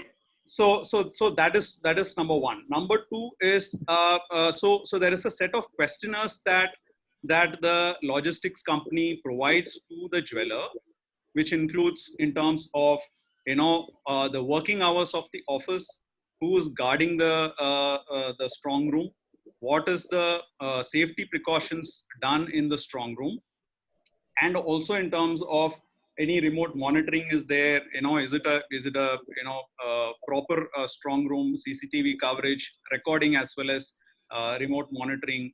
Any Kaba lock, which is one-time password lock, is also put in. So there are a set of questions which we sort of provide to our the companies who has their in-transit material stuck with us. So this is the first important point that I would want to share with the jewelers. So wherever your material is stuck with the logistics company, I think you need to do very quickly these 2 things. Check with your insurance for transit days, have it extended or have it covered with the additional policy, or ask your logistics company to do that. So this is one. Second is get the list of all the precautionary measures that the logistics company is taking, details about the stock, how it is stored, the infrastructure facilities, etc., etc. So this is about the in-transit material itself. Now, coming to what happens as we go forward. First of all, there was a notification. I just finished 5 minutes, so I'll just continue unless you have. Yeah, Mr. Rajkumar, proceed. Please proceed with that. So the second point is in terms of how do we move forward. There was a notification from MHA on 15th of April that from 20th onwards, there are certain movements that can happen, and courier and logistics was one of the items which was mentioned. So based on that, we have started our movement from 20th April onwards. Of course, prior to that, we did get an approval from SEBI, who is the basic regulator for the commodity market, which is MCX, NSE, and BSE. And because we have those trading platform consignments as well, SEBI had given us a permission to operate the vaults immediately after the lockdown from 24th of March itself. So from 20th April, SQL offices are open, and there is a very lean staff, less than 30% coming in. And we've been performing quite a few movements since then. Most of the banks, there are a lot of bank movements that we've done for Kotak, HDFC, is bank. There are movements that we've done from our free trade warehousing zone in Kandla. So there have been quite a movement of silver. Of course, silver stock now in the country is also pretty less.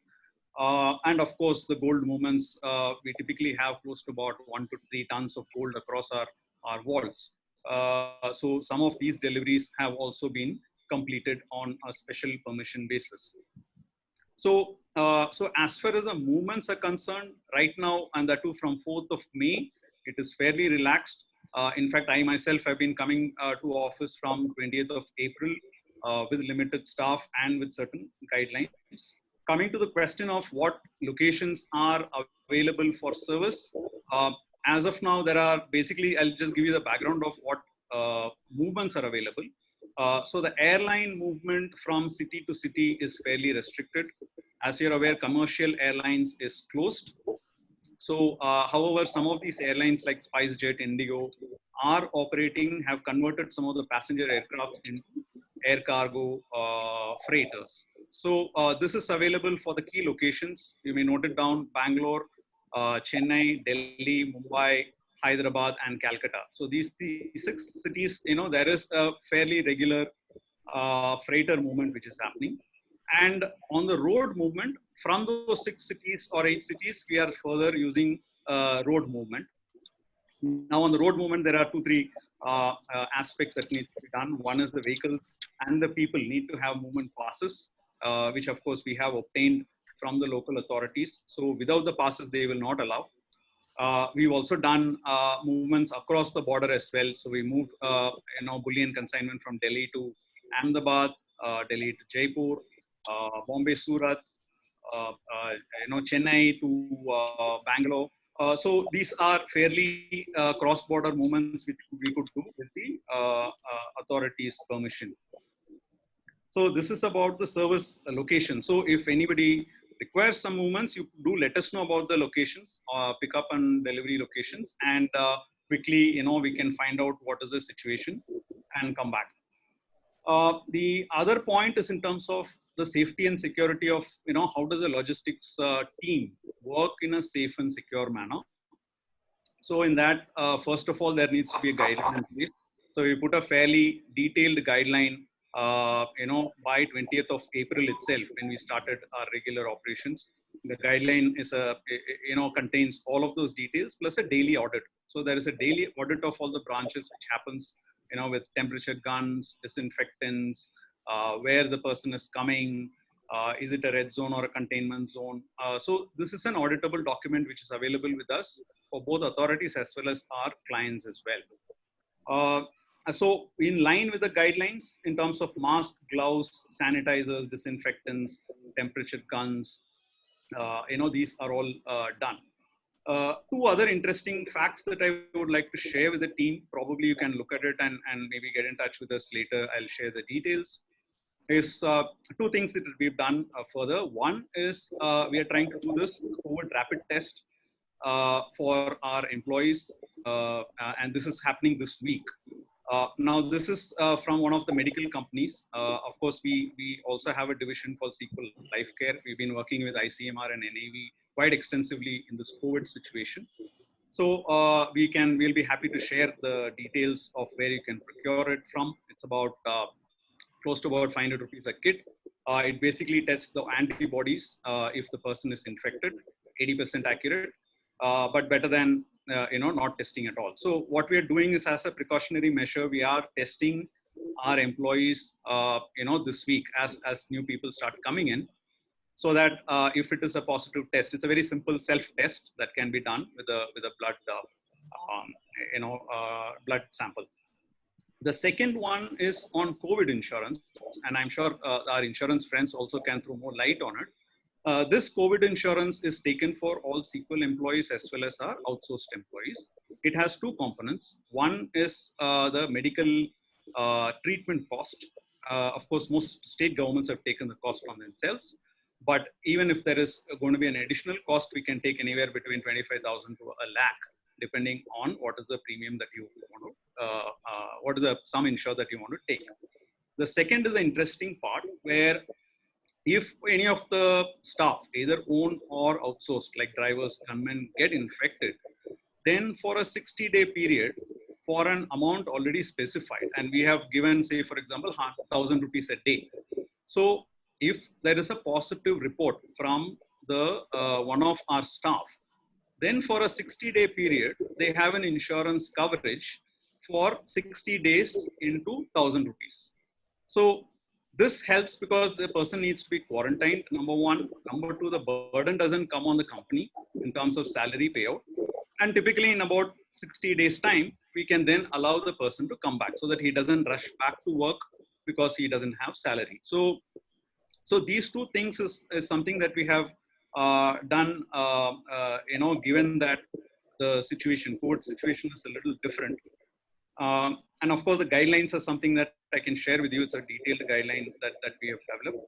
The last point I would want to share is I think we will have to go do a lot of IT initiatives and digital from a logistics perspective.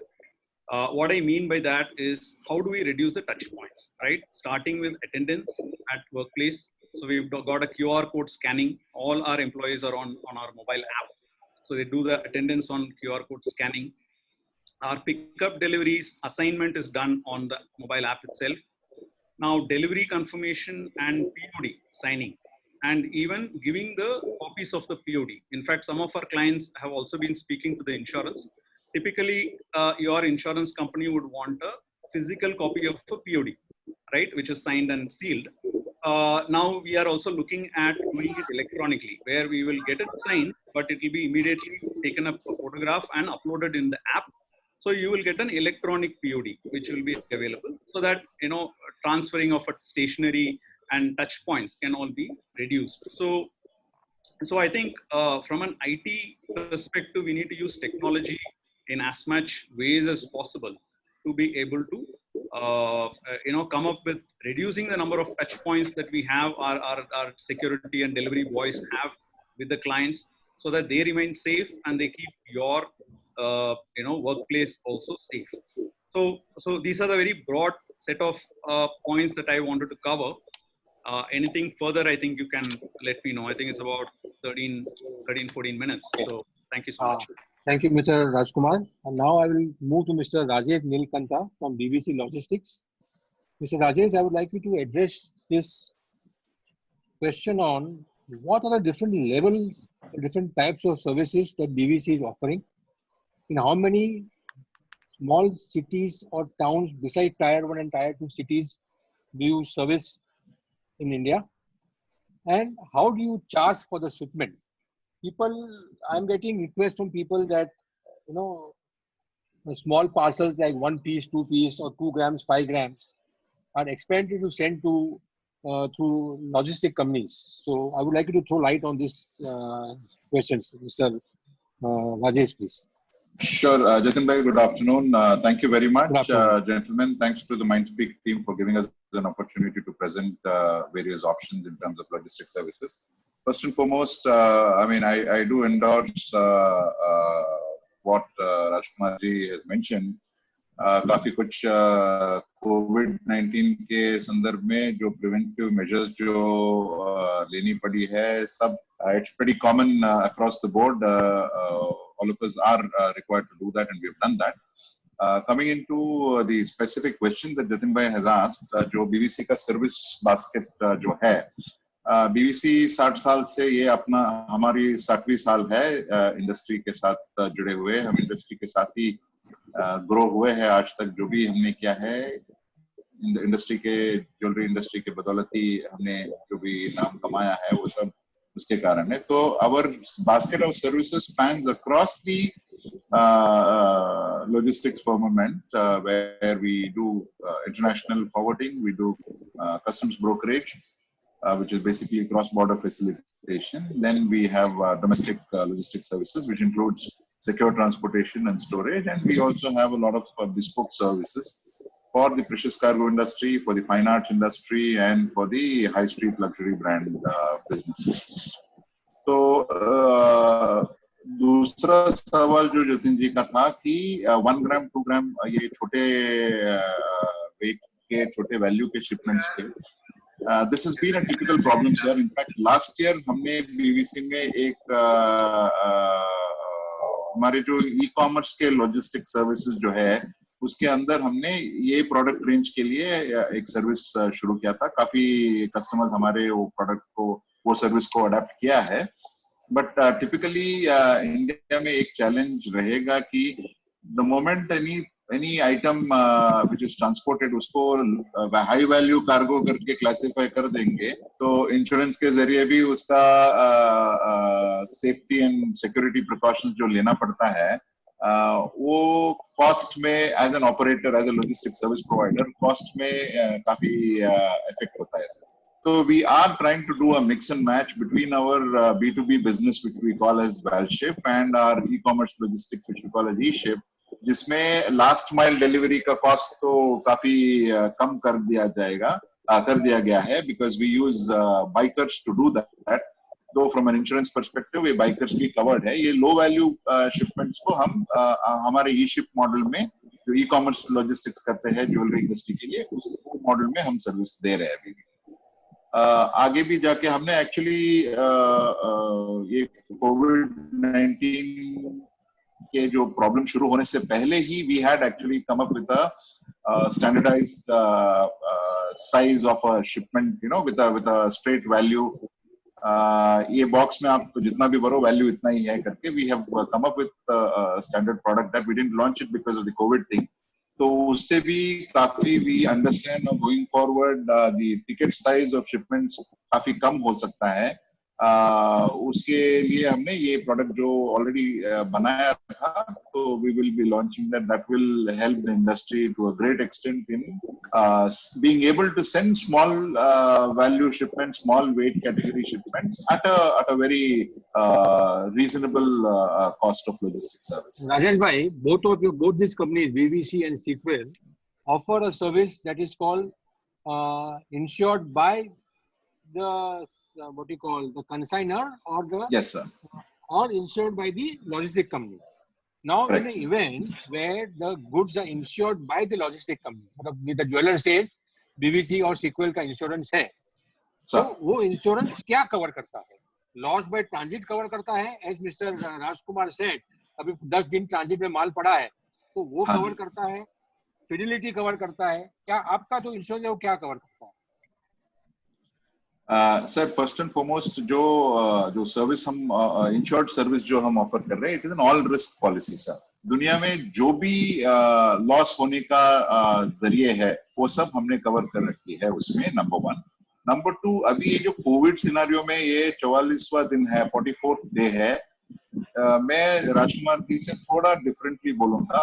जो हमने हमारी insurance company से, हमारे insurance broker से, विशाल भाई तो बैठे ही है इधर में, what we have been able to achieve is we have been able to convince our underwriters that a transit insurance is an insurance policy which from the time you accept shipments till the time you discharge your responsibility of delivery, it is transit irrespective of the timeline that is taken. Now this timeline usually is 1 to 2 days, 24 to 48 hours का होता है jewellery industry में जो deliveries depending upon the delivery point. ये Covid के कारण ये 44 days हुआ है और शायद another 10-12 days, 15 days it could get extended. So what we understand is from our side, our policy covers this entire period of quarantine, lockdown, and we have been sharing the list of shipments that are in our different vaults at 42 cities across the country. We have been sharing this on a weekly basis. Every Saturday we send some shipments. We have been able to deliver, like some offices where we've been able to open in these last 3-4 days, not earlier to that. So we've been able to deliver some shipments because these could go into a manufacturing facility mostly on the metal side. The shipments have got delivered. तो insurance के जरिए हमारा it's an all risk cover policy covering any possible avenue of loss. Okay. Now, Mr. Rajesh, there is a confusion or there is an overlap. Now, Sir. when a jeweler sends the goods to BVC and the insurance is by the jeweler. Right. Okay. So, in the case of insurance by the jeweler, what happens to this transit risk specifically during this COVID period? Would you like to throw light on this, or you would like to insurance company to answer on this? Certainly, I can share some insight into this from what we have gained interacting with our customers and again our insurance advisors. What we understand is quite a lot of customer insurance policies have defined a transit period of not more than maximum is about 30 days. So in such cases, we have advised the customers to go ahead and seek an extension from their underwriters directly. This point I think was covered earlier by Rajkumar ji also. जो हमने हमारा जो customer ने भी जो cover किया है, फिर भी वो लीगल लायबिलिटी के तौर पे हमारा रिस्पॉन्सिबिलिटी बनता है कि हम भी कवर करें. इसके लिए मैं पहले ही ये बतलाया था कि हमारा जो कवर है it is been it continues during the lockdown storage as well. So कुछ लीगल लायबिलिटी क्लेम आएगा तो भी we will be able to support that claim for our customers insurance companies. Rajesh bhai, I would like you to pause for a minute on this. I would like to bring Mr. Bhavesh bhai Katara here. Bhavesh bhai, from your experience and since you are covering more than some 10,000 jewelers in India, you said, जो jewellers का section 2 में logistic company का cover है और इस Covid के कारण इसका सामान ट्रांजिट में अटका हुआ है, उसके लिए अभी वो करंटली वो रिस्क कवर है कि नहीं है? भावेश भाई, are you there? Yeah, sorry. Yes. Hello. Have you got the question? No, I'm so sorry. Okay. See, Mr. Rajesh Nilkanta just spoke that there is a transit risk involved in goods when the goods are in transit because of COVID. जो delivery नहीं हुआ है, 20-25 दिन से अटका हुआ पड़ा है, तो जो ज्वेलर्स ने आपके पास से पॉलिसी ली है और सेक्शन 2 में सेक्शन 3 में लॉजिस्टिक्स और कुरियर कंपनीज कवर किया हुआ है, तो क्या वो कवर 30 डेज का जो ट्रांजिट में माल अटका हुआ है उसको कवर करता है कि नहीं करता है? हाँ, तो ये जो माल अटका है वो इंडियन टेरिटरी के अंदर है कि इंडिया के बाहर है? इंडियन टेरिटरी की बात कर रहे हैं हम. हाँ, इंडियन टेरिटरी के अंदर है और माल बीवीसी लॉजिस्टिक के कस्टडी में है, तो वो कवर्ड है. Because Rajesh bhai and Mr. Rajkumar also throw light that our normally transit period is 48 hours. In this circumstances, the transit period has increased. So the goods have left my premises, not reached the destination. It's in transit somewhere with the logistic company or the Angadia. Yeah. So in that case, it is covered because our insurance policy doesn't have a specific exclusion that it should be in such and such period. But of course, if somebody has a marine insurance policy, in marine insurance policy, if the insurance is taken from one place to the airport, then there is a 30 days period. No, Bhavesh bhai, you talk only with reference to jewelers block. Yeah, in jewelers block policy, it is covered, sir. It's covered. Okay. Now I'll come back to Mr. Rajesh. Sir. And this question is now going to is the most burning issue of the industry. That we are paying so much money for sending goods to logistic companies. People have started disconnecting with the Angadiyas. People thinking कि पूरा industry organized हो गया है, BVC है, sequel है, माल दे दो, tension नहीं है, काम होते रहता है, अच्छा है, टेंशन नहीं. अभी what happens to when the goods are insured through you or without you? In both the scenarios, this question both of you need to answer. What happens to fidelity claim happening because of negligence or infidelity of your employees or your contractual employees? I want answers from both of you, sir. Mr. Rajkumar ji and Rajesh ji both. Yeah, so I think I'll take the first go on this. Yeah, please go Rajkumar ji, you're okay with that, I suppose. Sir ये वाकई बहुत burning issue है. ये काफी time से चल रहा है. पिछले साल भी काफी सेमिनार्स हुए इसी टॉपिक के ऊपर. तब भी हमने यही बताया था कि अगर वो बीवीसी के इंश्योर्ड सर्विस के अंदर हमने वो शिपमेंट कैरी किया है, तब कोई भी तरह के क्लेम हो वो कवर्ड है. That is the basic policy. That's a clear policy that we have, and any sort of a claim is covered, be it fidelity, be it. I mean, typically insurance does not recognize the word negligence, but mysterious disappearance. So, kuch bhi ho, there is through our insured service, it is 100% covered. The point comes in where a customer is taking an insurance policy and expecting the shipment cover also to be under their policy. Now, in quite a few cases, we did come across, sir, customers had not opted for, I understand in JB, typically this is covered, but there is an exclusion that some customers have taken, basically from a point of view of reducing their payout of premium. I think after this, Kushal Bhai also can bear testimony to the fact that Jewellers Block policy, indeed being a combination of fire and peril and marine policy, etc., the very basic nature of marine policy covers the infidelity of the carrier as well. So what we are talking about is if the customer has opted to exempt third-party fidelity cover, then that would not be a right practice. For the sake of a few thousand rupees savings, they are opening up a big risk. See, when a customer is covering their product under their insurance for transit, there is no way that as a carrier we can make a claim and recover that money. So we can only stand, we can only stand as a safety net. Customers will also have Section 3 cover of logistics, also, and it will also have third-party fidelity cover. Yeah, so in their JB policy, for a few thousand rupees more, they get the complete cover. And that policy, when it is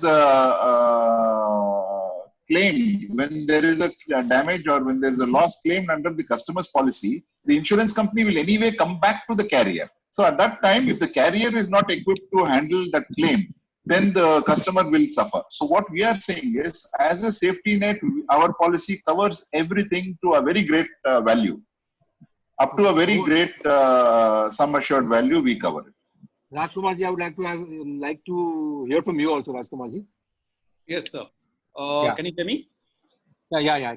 All right. Okay. So there are basically, 2-3 things that we want to put it on record. And the first of all, when it comes to insurance, seeing is believing. Okay, there is, it's very, very important to have documents, as a key element of insurance.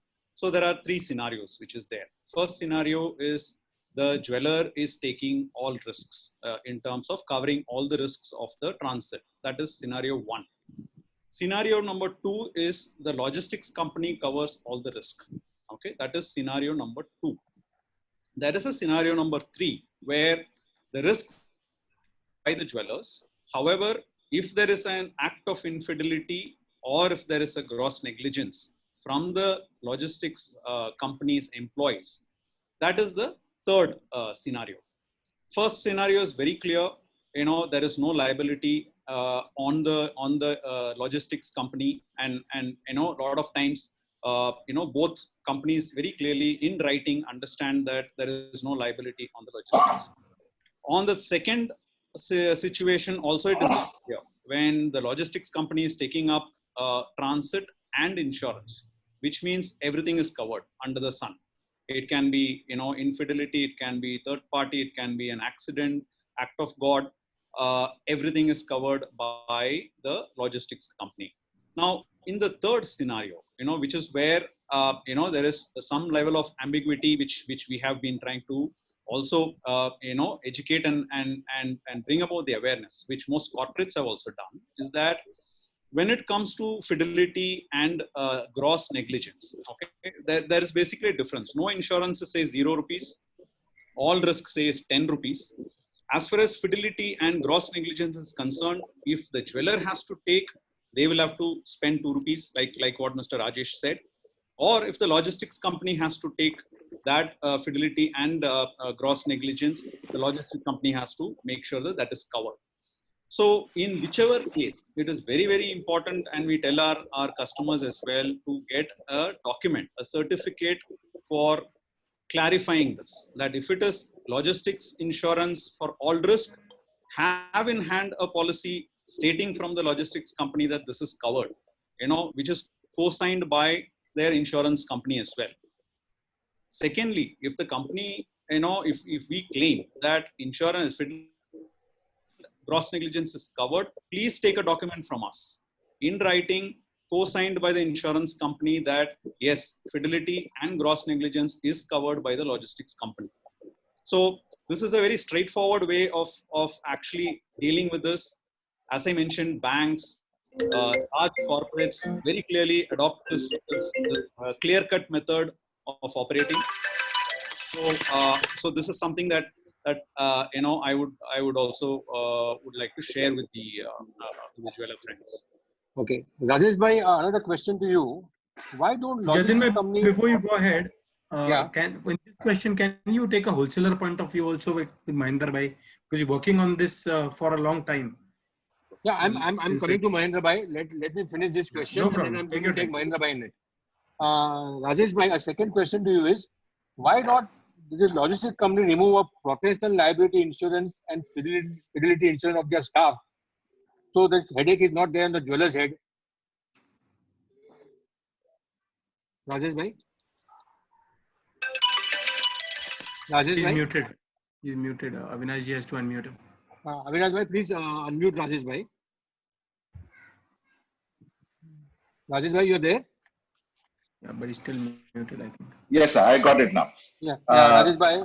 Yes, Jatin bhai, I got your question. Okay. So frankly, as I said, the kind of policy that we have taken, which we have been using for the last few years, it's an all risk covered general specie policy, which has the professional liability of BVC personnel and fidelity of BVC personnel covered completely. In fact,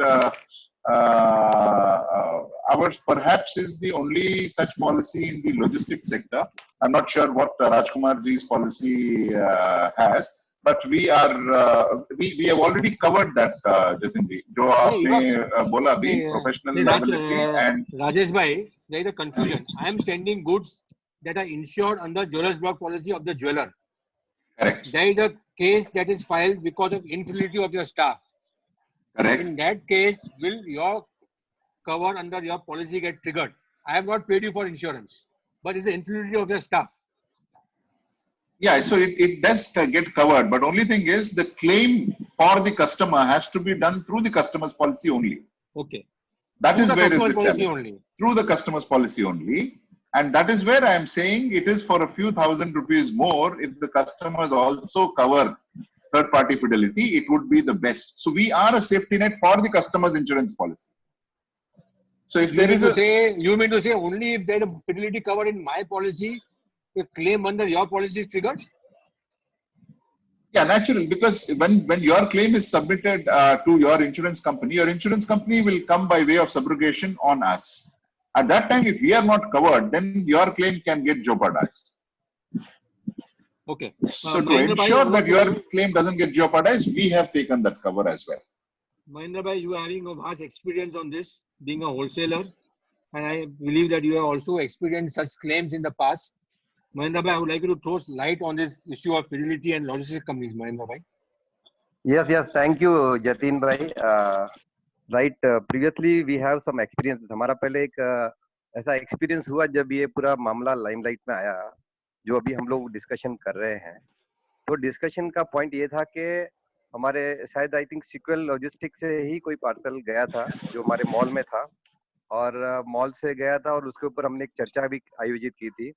तो problem ये था कि हम jewellery industry में जमाने से हजारों साल से ये इंडस्ट्री चल रही है. आज दिन तक कभी ऐसा नहीं हुआ कि माल लेकर जाने वाला, जिसने एक बार माल हैंडओवर ले लिया है, वो जब लेकर के जाता है तो हमारा एक परसेप्शन यही रहता है कि हमने अगर किसी कंपनी को माल दिया है, कोई गुडविल वाली कंपनी है, कोई बीवीसी है, सिक्वेल है, या कोई और भी कोई कंपनी है, छोटी बड़ी भी है, अम्बे एक्सप्रेस है, या कोई भी है, अगर हमने किसी को हैंडओवर कर दिया माल, या हमने हॉलमार्किंग वाले को दे दिया है, या हमने आईजीआई वाले को दे दिया है, उसके बाद में हम अभी तक हमारी समझ ये थी कि भाई बेसिक समझ थी कि उनको देने के बाद अगर उनके अंडरटेकिंग में गुड्स इन देयर कस्टडी अगर कुछ होता है, उनके एम्प्लॉय द्वारा कुछ वो लेकर के भाग जाते हैं, तो वो टाइम पे उसका cover BVC, sequel, Ambe express, फलाना डिकरा जो भी है वो लोग करेंगे. ये हमारी एक बेसिक अंडरस्टैंडिंग है, अभी नहीं, जनरेशन से है. मतलब कितने सालों से हमारी एक बेसिक अंडरस्टैंडिंग है कि जब हमने माल किसी अच्छे आदमी को दे दिया है तो वो उनकी जवाबदारी है कि वो लेके जाना है। अब ये टेक्निकल फ्लॉज पीछे से मालूम पड़े कि फिडेलिटी क्या होता है, फिर बाद में मालूम पड़ा कि थर्ड पार्टी फिडेलिटी क्या होता है। अब आप मुझे बताइए जतिन भाई, मैं सभी यहाँ पर जितने लॉजिस्टिक वाले बैठे हैं, क्या आप इंडस्ट्री को एक फेवर कर सकते हैं कि इंडस्ट्री, आप चाहते हैं कि जो लाखों कस्टमर है, हर customer in third party fidelity के लिए हजारों हजारों करके करोड़ों अब्जों रुपया इंश्योरेंस कंपनी को दे, वो अच्छा है, या बीवीसी और सिक्वेल इस चीज का जिम्मेदारी ले खुद के लोगों का? क्योंकि मैं इंडस्ट्री के पर्सपेक्टिव में मैं बोल रहा हूँ। मैं चाहता हूँ कि आप इंडस्ट्री फेवर की, इंडस्ट्री ने आपको इतना बड़ा बनाया है, इंडस्ट्री ने आपको इतना ग्रो किया है, तो क्या ये एक आपकी नैतिक जवाबदारी नहीं बनती है कि आपकी आदमियों की, आपके कॉन्ट्रेक्चुअल लेबर की, जिसके ऊपर आपकी होल्ड है, उसकी रिस्पॉन्सिबिलिटी आप लेकर के आप पूरे व्यवसाय को इससे मुक्त करें? ये मेरा एक छोटा सा कहना ये है कि मैं मानता हूँ ये टेक्निकलिटी इसमें क्या होगा कि हम सभी ज्वेलर्स लोग मिल करके, 2-4 लाख ज्वेलर्स है, 2-4 लाख ज्वेलर्स सब मिल करके 50-50 हजार ज्यादा अगर थर्ड पार्टी फिडेलिटी के लिए 5,000 10,000 ज्यादा देने लगेंगे, तो आप सोचो कि कितना बड़ा अमाउंट इंश्योरेंस कंपनी को खाली इसीलिए जाएगा क्योंकि आप लोग उसको लेने के लिए रेडी नहीं हो। तो क्या आप ये फेवर कर सकते हो इंडस्ट्री को इस कोविड टाइम में, इस सस्टेनेबल लिविंग के टाइम पे, जब कि इंडस्ट्री पूरी ही ये कोशिश कर रही है कि किस तरह से फिर से रिवाइव किया जाए बिजनेस को? तो क्या हम आपसे ये एक्सपेक्ट कर सकते हैं?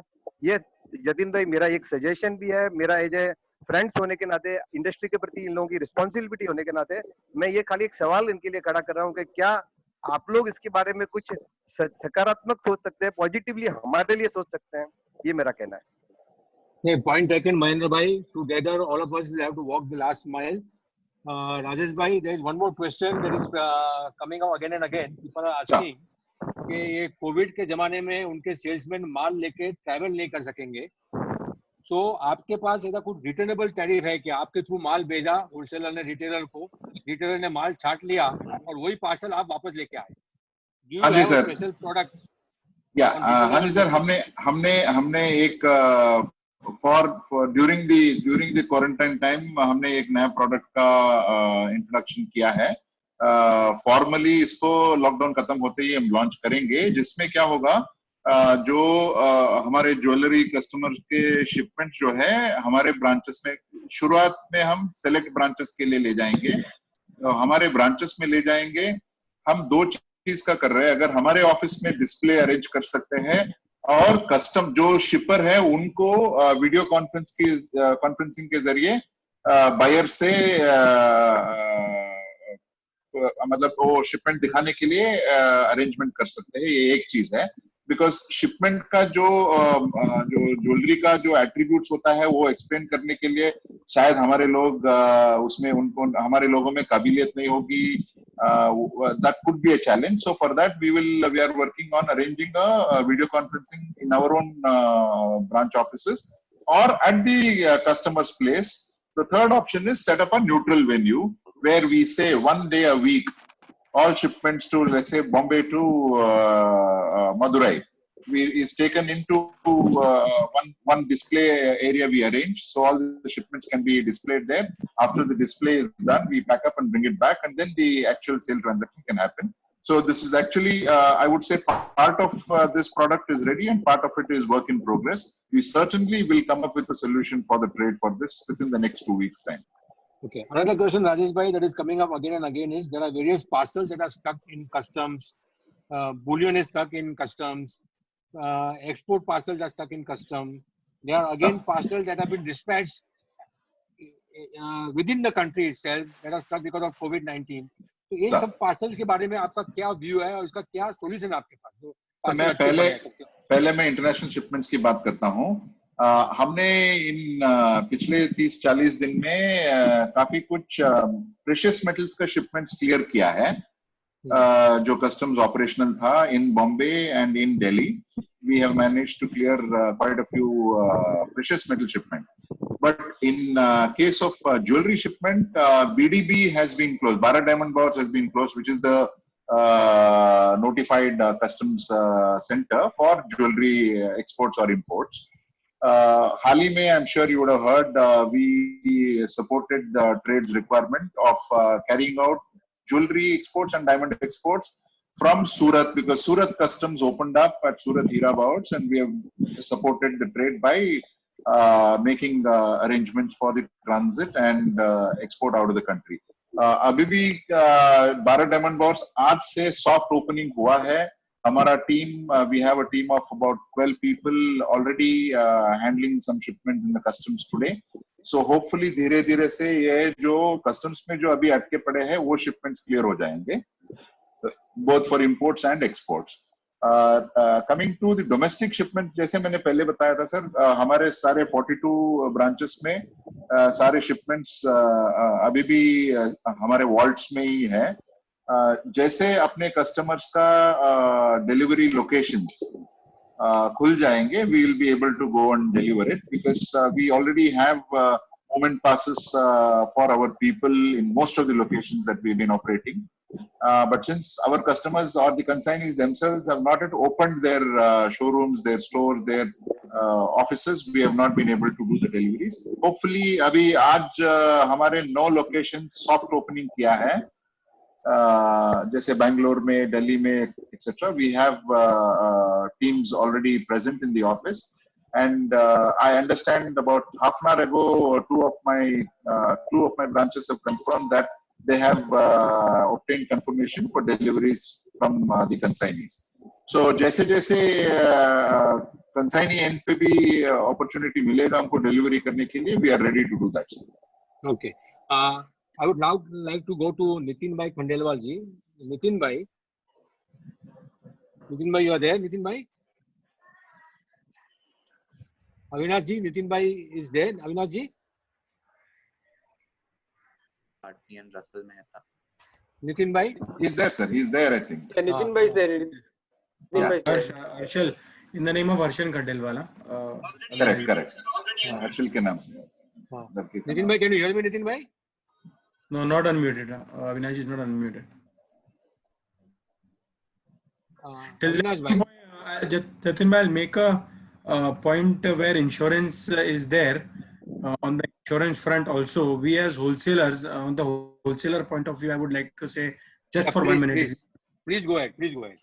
Yeah, on the insurance point of view, as the insurer said, that we should not, we as wholesalers are looking at the policy, most of the time we are bargaining कि भाई 50 करोड़ 100 करोड़ की policy है तो 5 लाख रुपया 4 लाख रुपया, but there is a certain line which insurer उड़ा देते हैं. मतलब आज हमको अपना स्टॉक, आउटसाइड स्टॉक कवर, कारीगर को जो एडवांस दिया, staff fidelity, angadia logistics, exhibition, stock, सब कुछ कवर करते हैं. एक छोटी सी लाइन अर्थक्वेक या फ्लड को उड़ा के अपन एक इंश्योरेंस को छोड़ के दूसरे इंश्योरेंस वाले के पास चले जाते हैं. तो बस मेरा ये मानना है, अपने होलसेल भाइयों को, रिटेल भाइयों को बोलना चाहता हूँ कि हर चीज को एक एक लाइन को बराबर पढ़ा जाए, एक एक तरीके से देखा जाए, ताकि 50,000 रुपया 70,000 रुपए के लिए पॉलिसी को मत चेंज करो. हर चीज कवर होनी चाहिए. फर्नीचर फिक्सचर है वो भी कवर होना चाहिए. हैंड कैरी जो स्टाफ लेके जाता है वो भी कवर होना चाहिए. There is nothing which should be left in your insurance policy. And logistic, as my friend Mahinder bhai has said, that question is always, I think, is going to be unanswered, and I think we have to Sayam bhai and Jatin bhai, if you give the permission, I would like to say, because I see by popular demand everybody wants an answer to that question. नहीं, सच में मेरे को कुछ कहना है उसके बारे में. Mahinder bhai, आपका जो opening statement था, perception, वही, that's the whole challenge था. ये सही है कि जिंदगी ने, इंडस्ट्री ने हमको सवारा है, इतने साल हमको सपोर्ट करके हमको इतना बड़ा बनाया है, और इसके कारण इंडस्ट्री के प्रति हमारे लिए हमेशा that emotional touch and it's that sense of belonging to the jewelry industry का family, वो sense of belonging रहेगा ही. तो on a निजी तौर पे definitely अगर BVC के कोई भी एम्प्लॉय कुछ ऐसा काम करे जिससे हमारे कस्टमर्स को नुकसान हो, BVC definitely will stand up and support. उसके बारे में कोई डाउट ही नहीं है सर. बट एक चीज जो मैं बता रहा हूँ, हर एक ऑपरेशन में कुछ कॉस्ट तो होता है, तो वो कॉस्ट कोई भी लॉजिस्टिक्स कंपनी को भी वही कॉस्ट है। एंड हमारा as we are 100% dependent only on the industry, whatever costs that we incur would get modeled into a pricing structure for either logistics service या risk covered service. कहीं ना कहीं वो तो कवर करना ही पड़ता है sir. But just to straight away answer your question. Rajesh ji, I'll just take a minute. Rajesh ji यहाँ पर नहीं, खाली एक मिनट जतिन भाई। राजेश जी, यहाँ पर मैक्सिमम मेरे क्लाइंट है, आप आपकी कॉस्ट बता दीजिए, मैं सारे लोगों के वहां से लाकर आपको दे दूंगा। Way out, you tell me, I will do it for you sir. नहीं, मैं एक मिनट, मैं कॉस्ट देने को रेडी हूँ, मैं कॉस्ट देने को रेडी हूँ। जतिन भाई, मेरा कहना ये है, आप लोग आपके स्टाफ का फिडेलिटी का बाय डिफॉल्ट भर रहे हैं, आपके स्टाफ का फिडेलिटी का बाय डिफॉल्ट भर रहे हैं, फिर आप अलग से हमसे क्यों भरवाना चाहते हैं? आप अलग से महेंद्र संयम, ये डबल हो रहा है, ये डबल हो रहा है। Okay, I would like you to pause here for a moment. This is becoming an open out session. Just pause for a moment. I would like to bring in Nitin bhai here. Nitin bhai, बोलिए। नितिन भाई, ये सब समझ के अभी ये समझ आ रही है कि इंडस्ट्री को एक स्टैंडर्ड ऑपरेटिंग प्रोसीजर चाहिए। इंडस्ट्री के जितने भी सर्विस प्रोवाइडर्स है, कि बीवीसी लॉजिस्टिक्स है, कि कटारिया इंश्योरेंस है, कि इंश्योरेंस ब्रोकर्स है, they also have to understand that our trust makes them more responsible. And the most burning issue right now, next after this conference, I would like you to take up with all the members, is okay, they will have to now work on COVID-19 insurance for their staff. Nitin bhai, over to you. देखिए जतिन भाई, मैं सबका सुन रहा था और मुझे एक चीज समझ में आ रही है कि हम लोग है ना, जितने भी है, ये इंश्योरेंस के एजेंट है, ये लॉजिस्टिक कंपनी के एजेंट्स है, सब लोग एजेंट्स है। हम लोगों ने आज तक के इंश्योरेंस कंसल्टेंट को कभी बुलाया नहीं, इंश्योरेंस कंसल्टेंट से कभी मिले नहीं, और इतना ओवर फ्लडेड है एजेंट्स लोग के। एजेंट देखिए कि हम दूर भागते हैं, तो मुझे ऐसा लगता है कि इसके ऊपर हमने apart from this all agencies, क्योंकि सबका बिजनेस है, अच्छा है, अपने दोस्त है सब लोग, लेकिन हमने एक इंश्योरेंस कंसल्टेंट को बुलाना चाहिए और उनसे कंसल्टिंग करके लेना चाहिए कि हमारी ये पॉलिसी है, यू गो थ्रू इट। हमारे रेगुलर चार्टर्ड अकाउंटेंट के पास भेजते हैं, इतने सारे रिटर्न्स हो गए अभी गवर्नमेंट के, टीडीएस से लेके, इनकम टैक्स से लेके, जीएसटी से लेके सारे, तो उनको हमारी पॉलिसी के जो 40-50 पेज होते हैं, माइनूट्स लिखा होता है, अगर वो पढ़ ले तो अपन इंश्योरेंस भी नहीं लेवे, इतनी सारी इनके सेफ्टी के लिए लिखी रहती है। तो कंसल्टेंट को हमने कॉमन हायर करना चाहिए और हमारे सारे जो डॉक्यूमेंट्स है कंसल्टेंट के पास भेज के अपलोड कराना चाहिए, ऐसा मेरा मत है। Well said, Nitin bhai, point taken. It was an excellent session. Thanks all the panelists. Over to Ashok bhai. एक सेकंड के लिए मैं एक अपील करना चाहता हूँ जतिन भाई। सर, आई एम रियली, जो राजेश भाई ने बोला कि दिल से उन्होंने बोला, कबूल किया कि इंडस्ट्री के लिए वो चाहेंगे, तो मेरा खाली ये कहना है कि जो कॉस्ट ऑलरेडी आप अपने स्टाफ के इसके लिए पेमेंट कर रहे हो, तो उसके लिए फिर अलग से वापस इंडस्ट्री को मत बोलो कि थर्ड पार्टी फिडेलिटी ले। मैं मेरे स्टाफ का तो ले रहा हूँ, मैं मेरे स्टाफ का तो ले रहा हूँ। Just to clarify this point. It is my humble appeal. Correct, Mahendra भाई, just to clarify sir, ये चार्ज लेने की बात नहीं है महेंद्र भाई, ये प्रोसीजरल बात है। जो शिपमेंट बीवीसी के इंश्योरेंस कवर के अंडर नहीं ट्रांजिट हुआ है, उसका क्लेम इन बीवीसी कर ही नहीं सकता है sir. That was the challenge. ये प्रोसीजरल इश्यू है, नॉट द कॉस्ट। कॉस्ट भले हम 10 रुपए कम लेंगे सर, 10 रुपए कम कमाएंगे, नो प्रॉब्लम। नहीं, बट वो प्रोसीजरल इश्यू है भाई। आप नहीं, इसमें कैसा है सर, आज मैं व्यापार करता हूँ ना, मैंने मेरी पार्टी से माल लिया, तो मेरे पार्टी को माल लेने के बाद मेरे पास इंश्योरेंस है या नहीं है, लेकिन मैं उसको बोलता हूँ कि भाई इंश्योरेंस नहीं है, क्या है का सवाल नहीं है। व्यवहार ये है कि मैं, आपने मेरे को माल दिया, मैं आपको पैसा दूंगा, ये व्यवहार है। ये आप जो बोल रहे हो, महेंद्र भाई ये क्या बोल रहे हैं, राजेश भाई ये बोल रहे हैं कि वो रेडी है अपनी इंश्योरेंस करवाने को, लेकिन प्रोसीजर के अंदर अगर फिडेलिटी लॉ ये बोलेगा उनको, अपने को उनके लिए लॉ ये करके देना है कि अगर उनकी इंश्योरेंस पॉलिसी में उनका स्टाफ ने भी चोरी हुई थर्ड पार्टी से, तो भी वो कवर करके हमको पैसा दे सके। लॉ के हिसाब से राजेश भाई बोल रहे हैं नहीं, संयम भाई, I just confirm on this. अगर लॉजिस्टिक कंपनी खुद के एम्प्लॉय की फिडेलिटी इंश्योरेंस पॉलिसी लेती है और अगर लॉस होता है, तो उनकी पॉलिसी में इंश्योरेंस कंपनी डायरेक्ट उनको क्लेम देगी, दैट इज 100%। और इसके लिए अपने को सामने सामने उनकी तरफ से एश्योरेंस मिलना चाहिए, अपने को सामने से एश्योरेंस मिलना चाहिए बीवीसी से कि भाई आपने मेरे को माल दिया, आप हाँ प्रीमियम, मतलब वो अपने को बीवीसी से ऑलरेडी पे, हाँ यस, बिकॉज अरे संयम भाई आप बताओ, आपने मेरे को माल दिया तो मैं आपको पेमेंट दूंगा कि नहीं दूंगा, आपके पास इंश्योरेंस कंपनी पॉलिसी है कि नहीं? Mahendra bhai, can I? It's a never-ending thing. This is a never-ending thing. We have got all the points. We have understood that we'll have to walk the last mile with the insurance companies and with the logistics companies. They will have to come out with a solution for the industry. Jatin bhai, for insurance company, I want to say one thing. Sir, all the insurance people, मैं एक बात चाहता हूँ, industry आपसे ये expect कर रही है कि आप हमको एक अनलिमिटेड थाली दे। अभी आप क्या कर रहे हो पता है? आप बोलते हो कि बेसिक दाल चावल और राइस का ये इतना पैसा लगेगा, उसके बाद में अगर आप एक मिठाई लोगे तो ये पैसा लगेगा, आप थोड़ा नमकीन लोगे तो ये पैसा लगेगा। अरे इंडस्ट्री को इतना समझ नहीं है।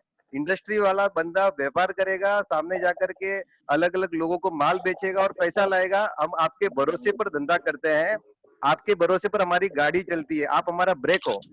अगर आप हमारे को एक अनलिमिटेड थाली का पूरा बना करके दो, ये आप सब लोग मिल करके करो इंडस्ट्री के लिए, कि भाई एक आदमी व्यापार करे तो आंख बंद करके रात को सो सके कि सवेरे उठने पर कुछ भी हो गया, any type act of God, natural calamity, party उठ गई, कुछ भी हो गया, अरे पैसा वो सामने वाले का डूबना नहीं चाहिए। बस ये आप हमको ऐसा करके दो, उसके लिए पैसा आप पैसा लो। Well said, point taken, Mahendra भाई। आप तो क्या करते हो, अरे यार ये दाल चावल का इतना पैसा है, फिर तुम ये लगाओगे तो इससे पैसा, फिडेलिटी का इतना, थर्ड पार्टी फिडेलिटी का इतना, तुम इधर से इधर जाएगा इतना, उधर विलियम वाले के इधर से घर पे आएगा तो उसका पैसा अलग। अरे ऐसा करेगा तो यार कैसे चलेगा धंधा? हमने तो कभी जिंदगी में ऐसा सोचा भी नहीं। वो सब पॉइंट आप उठा रहे हैं। ये मेरा बात अपील है आप लोगों से अपील है, मेरा मतलब रिक्वेस्ट। महेंद्र भाई, अभी जो कोविड आया, ये तो सिलेबस में भी नहीं था किसी डॉक्टर के, हमारे या किसी आईपीएस आईएएस के, प्राइम मिनिस्टर के। सर उसके लिए भावेश भाई ने पेंडेमिक इंश्योरेंस निकाला है, पेंडेमिक इंश्योरेंस। फिर भी मैं अपने छोटे और मध्यम ज्वेलर्स को एक अपील करना चाहूंगा जतिन भाई, आपके परमिशन से। पिछले 10 साल से हम इंश्योरेंस कंपनी को एक लेटर मेल भेजते हैं। हम उसमें मेल में हम पूरी तरह से लिखते हैं, खाली टिक मार्क नहीं करते। जैसा भावेश ने बताया ना कि आपके यहाँ सेफ है कि नहीं है, हम तो एक स्पेशल मेल भेजते कि हमारे यहाँ कोई सेफ, जो सेफ है अब आपके चेक करिए, हमारे यहाँ गनमैन नहीं है, हमारे यहाँ पे सीसीटीवी कैमरा काम नहीं करता है। क्योंकि ये सब चीजें जब होती है ना, जब अपना बैड लक भी खराब चलते हैं, बैड लक भी खराब चलता है, पैसा नहीं कटे अपना। नितिन भाई, इसका कॉस्ट क्या आएगा? थोड़ा सा आपने वो भी लास्ट टाइम मेरे को बताया था, वो भी सबको बिल्कुल माइनर कॉस्ट आता है। इस नीचे एक लाइन हम लिखते हैं कि पिछले 50 साल से हमने कोई क्लेम लिया नहीं है, ये सारी फैसिलिटी हमारे पास में नहीं है, हमने आज तक कोई क्लेम लिया नहीं है। Still you want to give, then you give, other will go to another door. नहीं, एक और बात भाई, इसके अंदर कोई ऐसा सिस्टम बनाइए, एक ज्वेलर है ना वो बहुत भूला होता है, उसको इंश्योरेंस का इतना सब डीपली इन्वॉल्वमेंट और पता नहीं है। एक नॉर्मल सब लोग एक मिलके सर्टिफाई करके बताइए कि क्या सब चीजें पॉइंट्स होनी चाहिए। इसको हम लोग एक सर्टिफाई करके, अशोक भाई, नितिन भाई सब सर्टिफाई करके अपन करें कि ये चीज अगर कवर कर लोगे तो हम लोग चारों बाजू से कवर्ड है। और सही भाई, पार्टी लाइबिलिटी भी साथ में लो, आप पैसा लो लेकिन सामने सब कुछ दो। Saim bhai, I can make this for you and give to GJC sir. I can make this for you and give it to you. Let all the insurance brokers come out with a proposal and send to GJC office. Over to Ashok bhai now. Ashok bhai. Yes, Ashok bhai को unmute करना पड़ेगा. I'm unmuting him. Yeah, Ashok bhai, over to you. I think this has been a very interesting seminar. I also remember having attended the seminar about 1.5 years ago on this infidelity cause. And I remember that a lot of promises and commitments were given by the logistic companies at that point of time. And I am shocked to see that even today, we are still talking about the same thing. तो I think मुद्दे की बात यह है कि sir ये गोल chapter चलने वाला नहीं है। मेरे हिसाब से 3 बात हो सकती है, या तो बोल देना चाहिए कि 100% ज्वेलर को करना पड़ेगा, या 100% हम इसको संभाल लेंगे, या फिर सर पॉलिसी के जो रूल्स है, जिस इंश्योरेंस कंपनी लेती है वो पॉलिसी के रूल में से ये क्लॉज निकलवा देंगे। तो ये हेडेक बंद हो जाता है. You cannot keep something which is hanging on the head like a sword. क्योंकि ये जो महेंद्र भाई का जो टोन था, वो टोन देख के लगता है कि वो कितना एक ज्वेलर के सर के ऊपर टेंशन आ जाता है.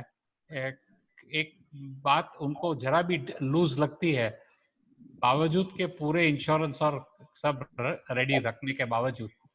I think it is a building up of the confidence of people more than anything. Baki, I think the vote of thanks has to be given by Avinash ji, and he should be giving it. Avinash ji, Yeah. Over to you, Avinash. Yeah. One after the other, Mindspeak is churning our minds. And today was the bullseye. Today was the bullseye. Insurance is the most and the important aspect of everybody's life as well as business life. Today, after a very, very interesting facts are given to us by the entire panelists, what are the loopholes of the insurance policies were very well moderated by the moderator. And I can only say one thing, even though I am doing insurance of my trade for a long, long time, I was not aware of a lot of things which were discussed today. A very, very big thank you to all the panelists like Mr. Bhavesh Kataria, Mr. Kushal Javeri, Mr. Sarang, and from the logistics side, we know how much role the logistic plays in our daily life. And we really thank Mr. Rajesh and Mr. Rajkumar from the logistics sides to enlighten the entire participants.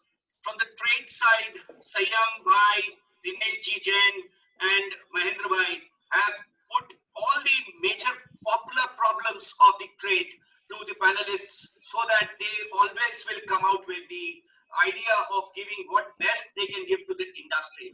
And last but not the least, Jatin Bhai, who has moderated in a very, very thorough professional manner, wherein he has enlightened everybody of the problems in the jewelry trade, even though they have taken insurance. Thank you everybody for enlightening the participants with a very, very big, what I mean to say is very, very good enlightening session of this particular Mindspeak. Thank you very much. Thank you everybody for enlightening us. Thank you very much. Thank you, Avinash Bhai, to you also. Thank you, everybody. Thank you, everyone. Thank you, Thank you. Before I end, tomorrow we have another important session which is coming out. Tomorrow, the 5th May, we have a totally different subject of discussion with a very experienced personality who trains and speaks some mind-changing subjects that are fundamental to become good humans and good businessmen. Tomorrow's speaker is Mr. Himanshu Bhatt, who will speak on habits, makes or breaks, growth path, road ahead. हमारी habits हमारी काम में reflect करती है और कभी हम मार खा जाते हैं हमारी आदतों के लिए. तो मिले कल फिर 2 बजे इसी Mindspeak प्रोग्राम में. Thank you very much. See you tomorrow again at 2 p.m. Thank you. Thank you, Rajesh ji. Rajesh ji, thank you. Rajkumar ji, thank you.